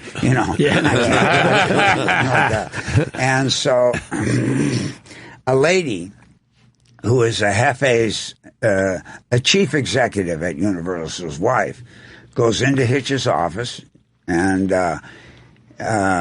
she goes right past the secretary and into his office because her husband's running the place. And says, oh, Hitch. He said, excuse me? She said, well, he said, Mr. Hitchcock to you, and I won't mention the lady's first name. She says, I have a friend named Mary who needs to work 1 day a year so she can keep her SAG insurance up. You have to be employed at least 1 day. And there's a bra salesman part tomorrow, saleswoman, and she'd be absolutely perfect for it. Have you cast it? She said, and Hitch said, well, I don't know. Is that really your business? And she said, well, I'd like you very much to give the role to my friend. So the next morning I go to work. We go into Bullock's Wilshire. It's like everything's set up now, 8:30 in the morning. And this girl, Mary, the lady's friend, comes up to me and introduces herself and says, oh, thank you, Mr. Hitchcock, so much for the opportunity to be here and everything. And he said, that's quite all right, Mary. Do you know what you're doing here? This will be a shot which will be your close-up and will be over Bruce's shoulder moving in on you. And then we'll turn around and do Bruce's shot. Have you got that? Yes. Are you ready? Yes. So she goes to her spot. He rolls the camera. He does the shot, which is her close-up. And after he says, cut, thank you, Mary, gets up out of his chair, which is not easy because he sits in the little director's chair and his hips are sticking out where the space is between the handle. Yeah. So when he gets up, the chair goes with him. And he turns to me, and he doesn't turn to me. He could never turn. And I was just telling him, I sat next to him all the time for 10 weeks. I wasn't going to miss the opportunity. And he never looked at me. He just said, "A hand, please, Bruce." So I grabbed the legs of the chair, and he walks out of it. And so he gets up out of the chair, walks over to the camera, opens the matte box, reaches in, grabs a piece of film, grabs the other piece of it, pulls it out, tears it, and looks at it in front of a little Baby Junior light that's right there, and goes, "Oh, my God." The actress is over here. She looks at it. She says, "Oh, Mr. Hitchcock, what's the matter?" He says, "Look, Mary, you're not photogenic." And she said, "What do you mean?" He says, "Your picture doesn't appear on the film." She starts sobbing, and she doesn't know what to do, runs to her dressing room. He goes back. He sits down in his chair. I sit down, and I said, "What was that, bud?" He said, "Bruce, that was Don't Ever Fuck with Hitch." Oh, wow.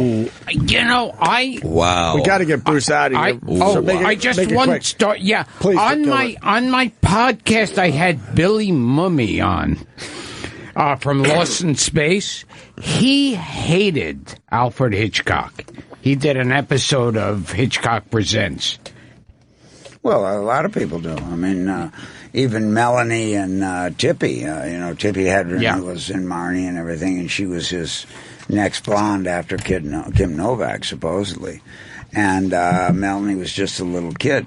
And Melanie always would gripe. The mother would always gripe about Hitch didn't want Melanie on the set. She was 6 years old. So for Christmas that year, he sent her a little gift. She unwrapped it when they came to the set, at the Christmas Eve party or whatever it was. And she unwrapped her gift, and it was a little doll, looked exactly like her mommy in a coffin with a pin struck right through it. Oh, and when she came over to him, she didn't know what to say, but she kind of, 6 years old. And she says, "Well, kind of thank you." He said, "Here's the note I forgot to put in it," and goes with it. It was a little card that says, "Picture Mommy Dead." Oh, Jesus. With that, we want to thank Bruce Dern. Good God Almighty. And Bruce, they're telling us you have to go. We'd love to talk to you for another half hour, but you're very busy as you promote the Hateful Eight. Oh, yeah. And I have to have you on my podcast. Yes. There. Yeah. Okay. Give just whatever information. We'll take a break and we'll figure it all out. Oh, Bruce, I would love to. Bruce Dern, this was a pleasure, my friend. That's great. And you're great in the movie. Most about this kind of situation, two things: A, you guys have done your homework. Tried. B, you respect what we do, and I more than respect what you do. To be able to sit here faceless, if you will, right? For the people, I wear hearing aids, so I can just take one out. I don't have to listen. and also, I can't get it on my radio anyway because I don't pay for it. Right. And that was disheartening. I know Mary McCormick always said to me, I did a film with her, and she's the girl that played Howard's wife in the movie Private Parts. Oh, okay. And she says, "Howard keeps wanting you on the show, I said, "Mary, my first marriage, I married 2 women. He doesn't want me on his show." And she said, "How did you get away with it?" Because they were both Quakers. Quaker women can share a husband. Quaker men cannot share a wife. So imagine what they might have been up to. Yeah. And, so that was very good. That was really unique at the very beginning. But the thing I like mainly about this, and I don't listen to it. I had it for 2 years, but it was $142. I didn't want to go for it. I tell you like it is. Funny. I mean, we hear that complaint a lot. I have movies from the truck driver and the Hollywood legend. I've had movies I've made that people boycotted and never went to. Sure. I did a movie called The Beast That Ate Brooklyn. Yeah. they're panicking. We got to get Bruce. Okay. And I wanted to talk to you about your marathon running and all that. So much information. I've never run a marathon, but whatever. You got to come back. Have you run? Can you run an hour nonstop? Oh, I used to train and do 20-mile runs, but I never did the marathon. I did a lot of half marathons and a lot of 10Ks. I loved running. The all-timer. Huh? A guy calls me up in 1964. I was running long-distance stuff. And he said, how would you like to do something no one's ever done before? I said, what do you mean? He says, come up here. He lived in Goleta, which is above Santa Barbara. Yeah. I go to his house. We start running. I said, so what are we doing that no one's ever done before? He said, well, let's run all day. Let's run to your house in Malibu, 72 miles. So we ran to my house. I'd never done over 50, but we ran to my house. And the next morning, he's up bright and early, and he says, let's run back. No. I said, man, I can't make it. So we went to Ventura, which is 50 miles. So we did 122 miles. In a weekend. Oh, no. 36 hours. 6 months later, Bob Carmen, myself, and another kid left Santa Monica Pier and ran to Denver in 33 days, doing 35 miles a day. What are you talking about? Yeah. You ran to Denver? When Red Grange was real popular, in the winter, he put on called a Bunyan Derby, where you'd run from L.A. to New York. The next year, they'd run from New York back to L.A. Wow. And the prize money was enormous. 6 years after that, a fad game, which I made a movie about. It's one of the best movies I was ever in. It's called They Shoot Horses, Don't They? Sure. Oh, yeah. And it's about dance marathons. Yeah. Jane Fonda and Gig the longest the guy ever danced. You get 5 minutes off your feet every 24 hours. 5 minutes. So if you're going to sleep, the girl stands on your feet, you keep dancing, she sleeps, and then you reverse the thing like that. The guy that holds the world record, 73 days, 1934 in Atlantic City, is a guy named Frank Lenkowski. 73 days of dance marathon. And you have to have a partner. You can't do it by yourself. If your partner drops up, you're screwed unless you can get another one that dropped out. That guy, Frank Lenkowski, became famous for something else. What? Because his name was Frankie Lane, and he sang Ghost Riders in the Sky. Oh, wow. Bruce, thank you so much. They're freaking out. Oh, he's great. Look, we can't interrupt Bruce Dern when he starts the story. You know the actor? Oh, no. They're going to kill us. you know the actor Jason Patrick? Yeah. Yes. Okay. Yeah. His father's Jason Miller, who wrote that championship season and directed the movie, which I was in. And he's married to a girl, Linda Miller, who he's passed now, was his wife, which means Jason and Jason's mother. So he was, her father was Jason's grandfather. So who's Jason Patrick's grandfather? Jackie Gleason. Wow. Yeah, I'm blown away. Bruce Dern, everyone.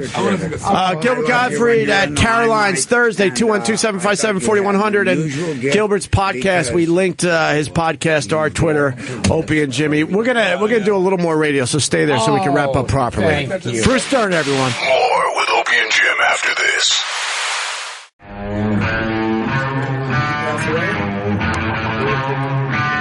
So, Gilbert. Yes. Forrest Tucker's dick. Oh, yeah. That's where we were before Bruce Dern came in here. Wait, what? I'm going back to F-Troop. Big dick Forrest Tucker. He's got a big dick, I hear, huh? Yeah, and in about 20 episodes of my podcast, at least, yes. we brought up Forrest Tucker's dick. He likes literally brought it up dick. from out of his coffin. We brought his dick. Oh, he had a huge mule? Yeah. How big? I don't know if it was as big as Milton Berle's. I mean, Milton Berle's his is was still legendary. Yeah. That's him right there, right? Yeah. Forrest Tucker supposedly had a very big dick. Let's look at some images and see if you can see if it through his his dick pants. is showing. Do you have any pictures of him in shorts? Wait, that's a bulge right there. Wait, is that it all the way down there? No. Oh, jeez! Ow! Wait. That might be it right there. I hope that's his car keys. Oh, shit. It's halfway down. God. What is he driving, a tank? What does he have long sagging balls? Jeez. Almost as big as the F Troop script in his right hand.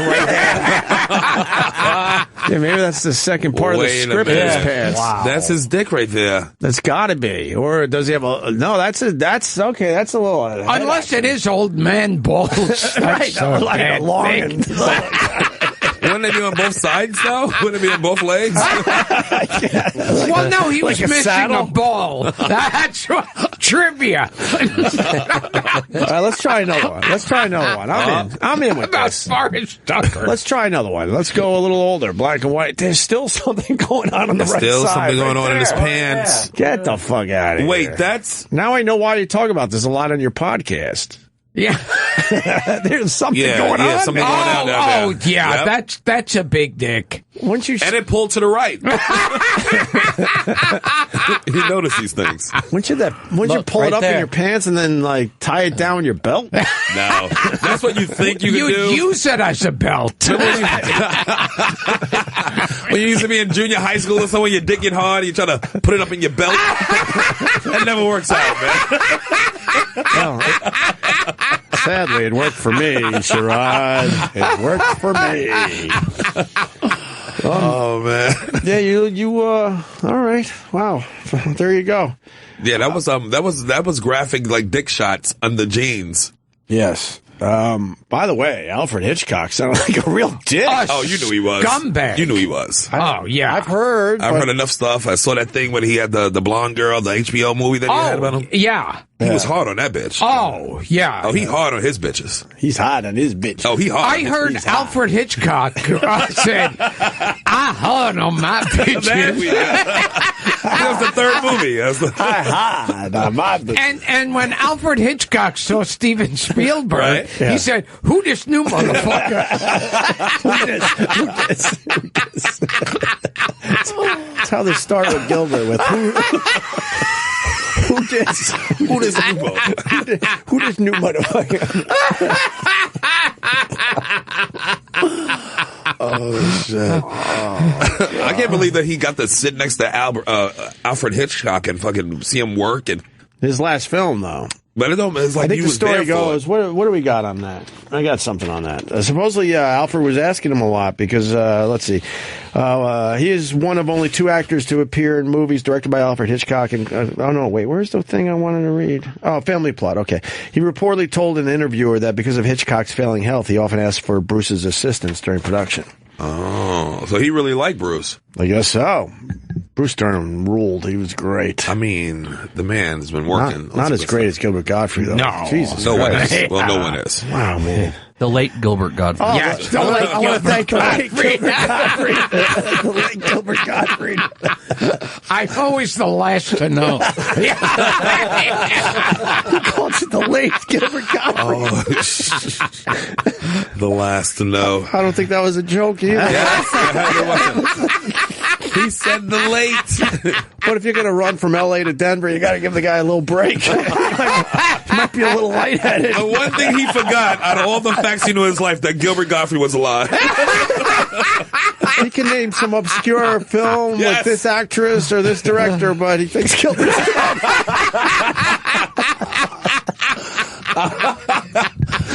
That was a special moment. Oh, my God. Sad. It was just sad. But if you run 300 miles in a weekend, you got to give him a little break. Give him some leeway. Oh, wow. Well, I think we did it. Fuck it. This was unbelievable. This show went by fast, man. This was fucking fun. Gilbert Gottfried. I've made it known on this show I don't listen to a lot of podcasts because I feel like they're very similar to each other, but not Gilbert's. Nope. His is unique and different, just like the race wars. You guys came up with a nice angle, right? Agreed. Yeah. So we want to promote the colossal Gilbert Gottfried's amazing colossal podcast. Subscribe on iTunes. Yes. And I think the web is gilbertpodcast.com. My Twitter is @RealGilbert, and my regular website is GilbertGottfried.com. He really sounds like Gilbert Gottfried. That's amazing. Uncanny. Hearing him really makes me miss Gilbert Gottfried. Big shout out to Gilbert Gottfried, man. We'll always remember you, brother. Yeah. Who this new nigga? Listen. We got that info on our Twitter. Opie and Jimmy on Twitter. The Gilbert Gottfried podcast plug is there. It's a great. I'm not a movie guy like you, Gilbert, especially old movies, and I still fucking love this thing. You do a great job. For real, man. You know who's a big fan of breaking down old movies like that, dude? Tracy Morgan. Really? He went to do a couple shows where he break down like a Planet of the Apes. He freeze frame it and be like this. Look at a guy really get hit. Like he pays attention to shit like that. He was talking about movies right when he was in the car. He was saying, hey, Citizen Kane was a good movie.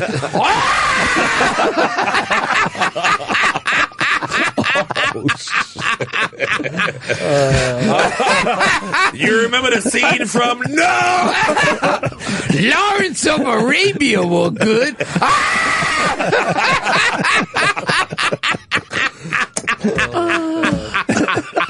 Cecil B. DeMille was a good Hey, driver, brake and turn around. I want to tell you something about Planet of the Apes. Oh, man. Lord have mercy. Oh, wow. That's the good stuff. I'll tell you what I know about Planet of the Apes. Fuck it. The budget sucked for the second or third movie, and all of a sudden they start wearing Halloween masks in the background. Oh God, it was so bad. Yeah, so bad. Each film was more and more popular, but then they dropped the budget for each film. The budget kept dropping. The first one, everyone, the makeup was ridiculous and amazing. There are scenes in no, it is not. Maybe beneath the Planet of the Apes, and if you look closely in the background, they're Halloween masks. Yeah. They're horrible. It looks like they have paper bags with a monkey drawn on it. No. Dude, maybe you can find it really fast. Dude, by the time they got to like the fifth movie, like one of the lead apes was Paul Williams. So there was a big drop off. You leave my friend Paul Williams alone. Oh, he was on my podcast. She's a genius. And Little Enos was a I'm one of the apes. I'm taking over the planet, and I look down on these people. I am a superior being than these people who used to run the earth. The earth. Planet of the Apes was a good movie. I'm riding next to Tracy Morgan. Oh, shit. Gilbert goes in. He goes in. No one's safe with this Gilbert Gottfried. Yeah, that's the way it should be. And, Jesus, Gilbert.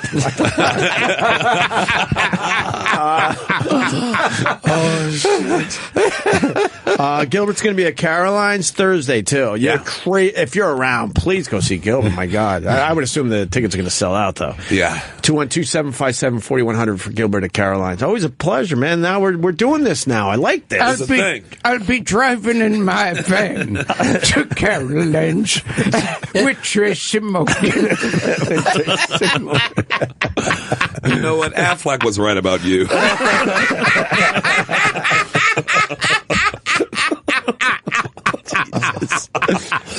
And Bruce Dern and the Hateful Eight. We saw the movie. You guys are going to love the movie. I can't wait. Bruce Dern was in a lot of good movies.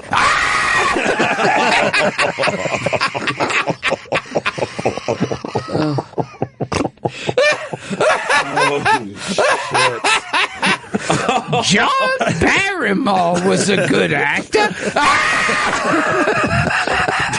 So let the record show Sherrod's not laughing. I'm not laughing at that. Sherrod's not laughing. I think it's not only wrong. Sherrod's on tour with Tracy Morgan. Too soon. I want the record to show that Sherrod's not laughing right now. I'm trying to swing at Gilbert right now. He's swinging on him. He's reaching across the console. He can't get to him. He can't get to him.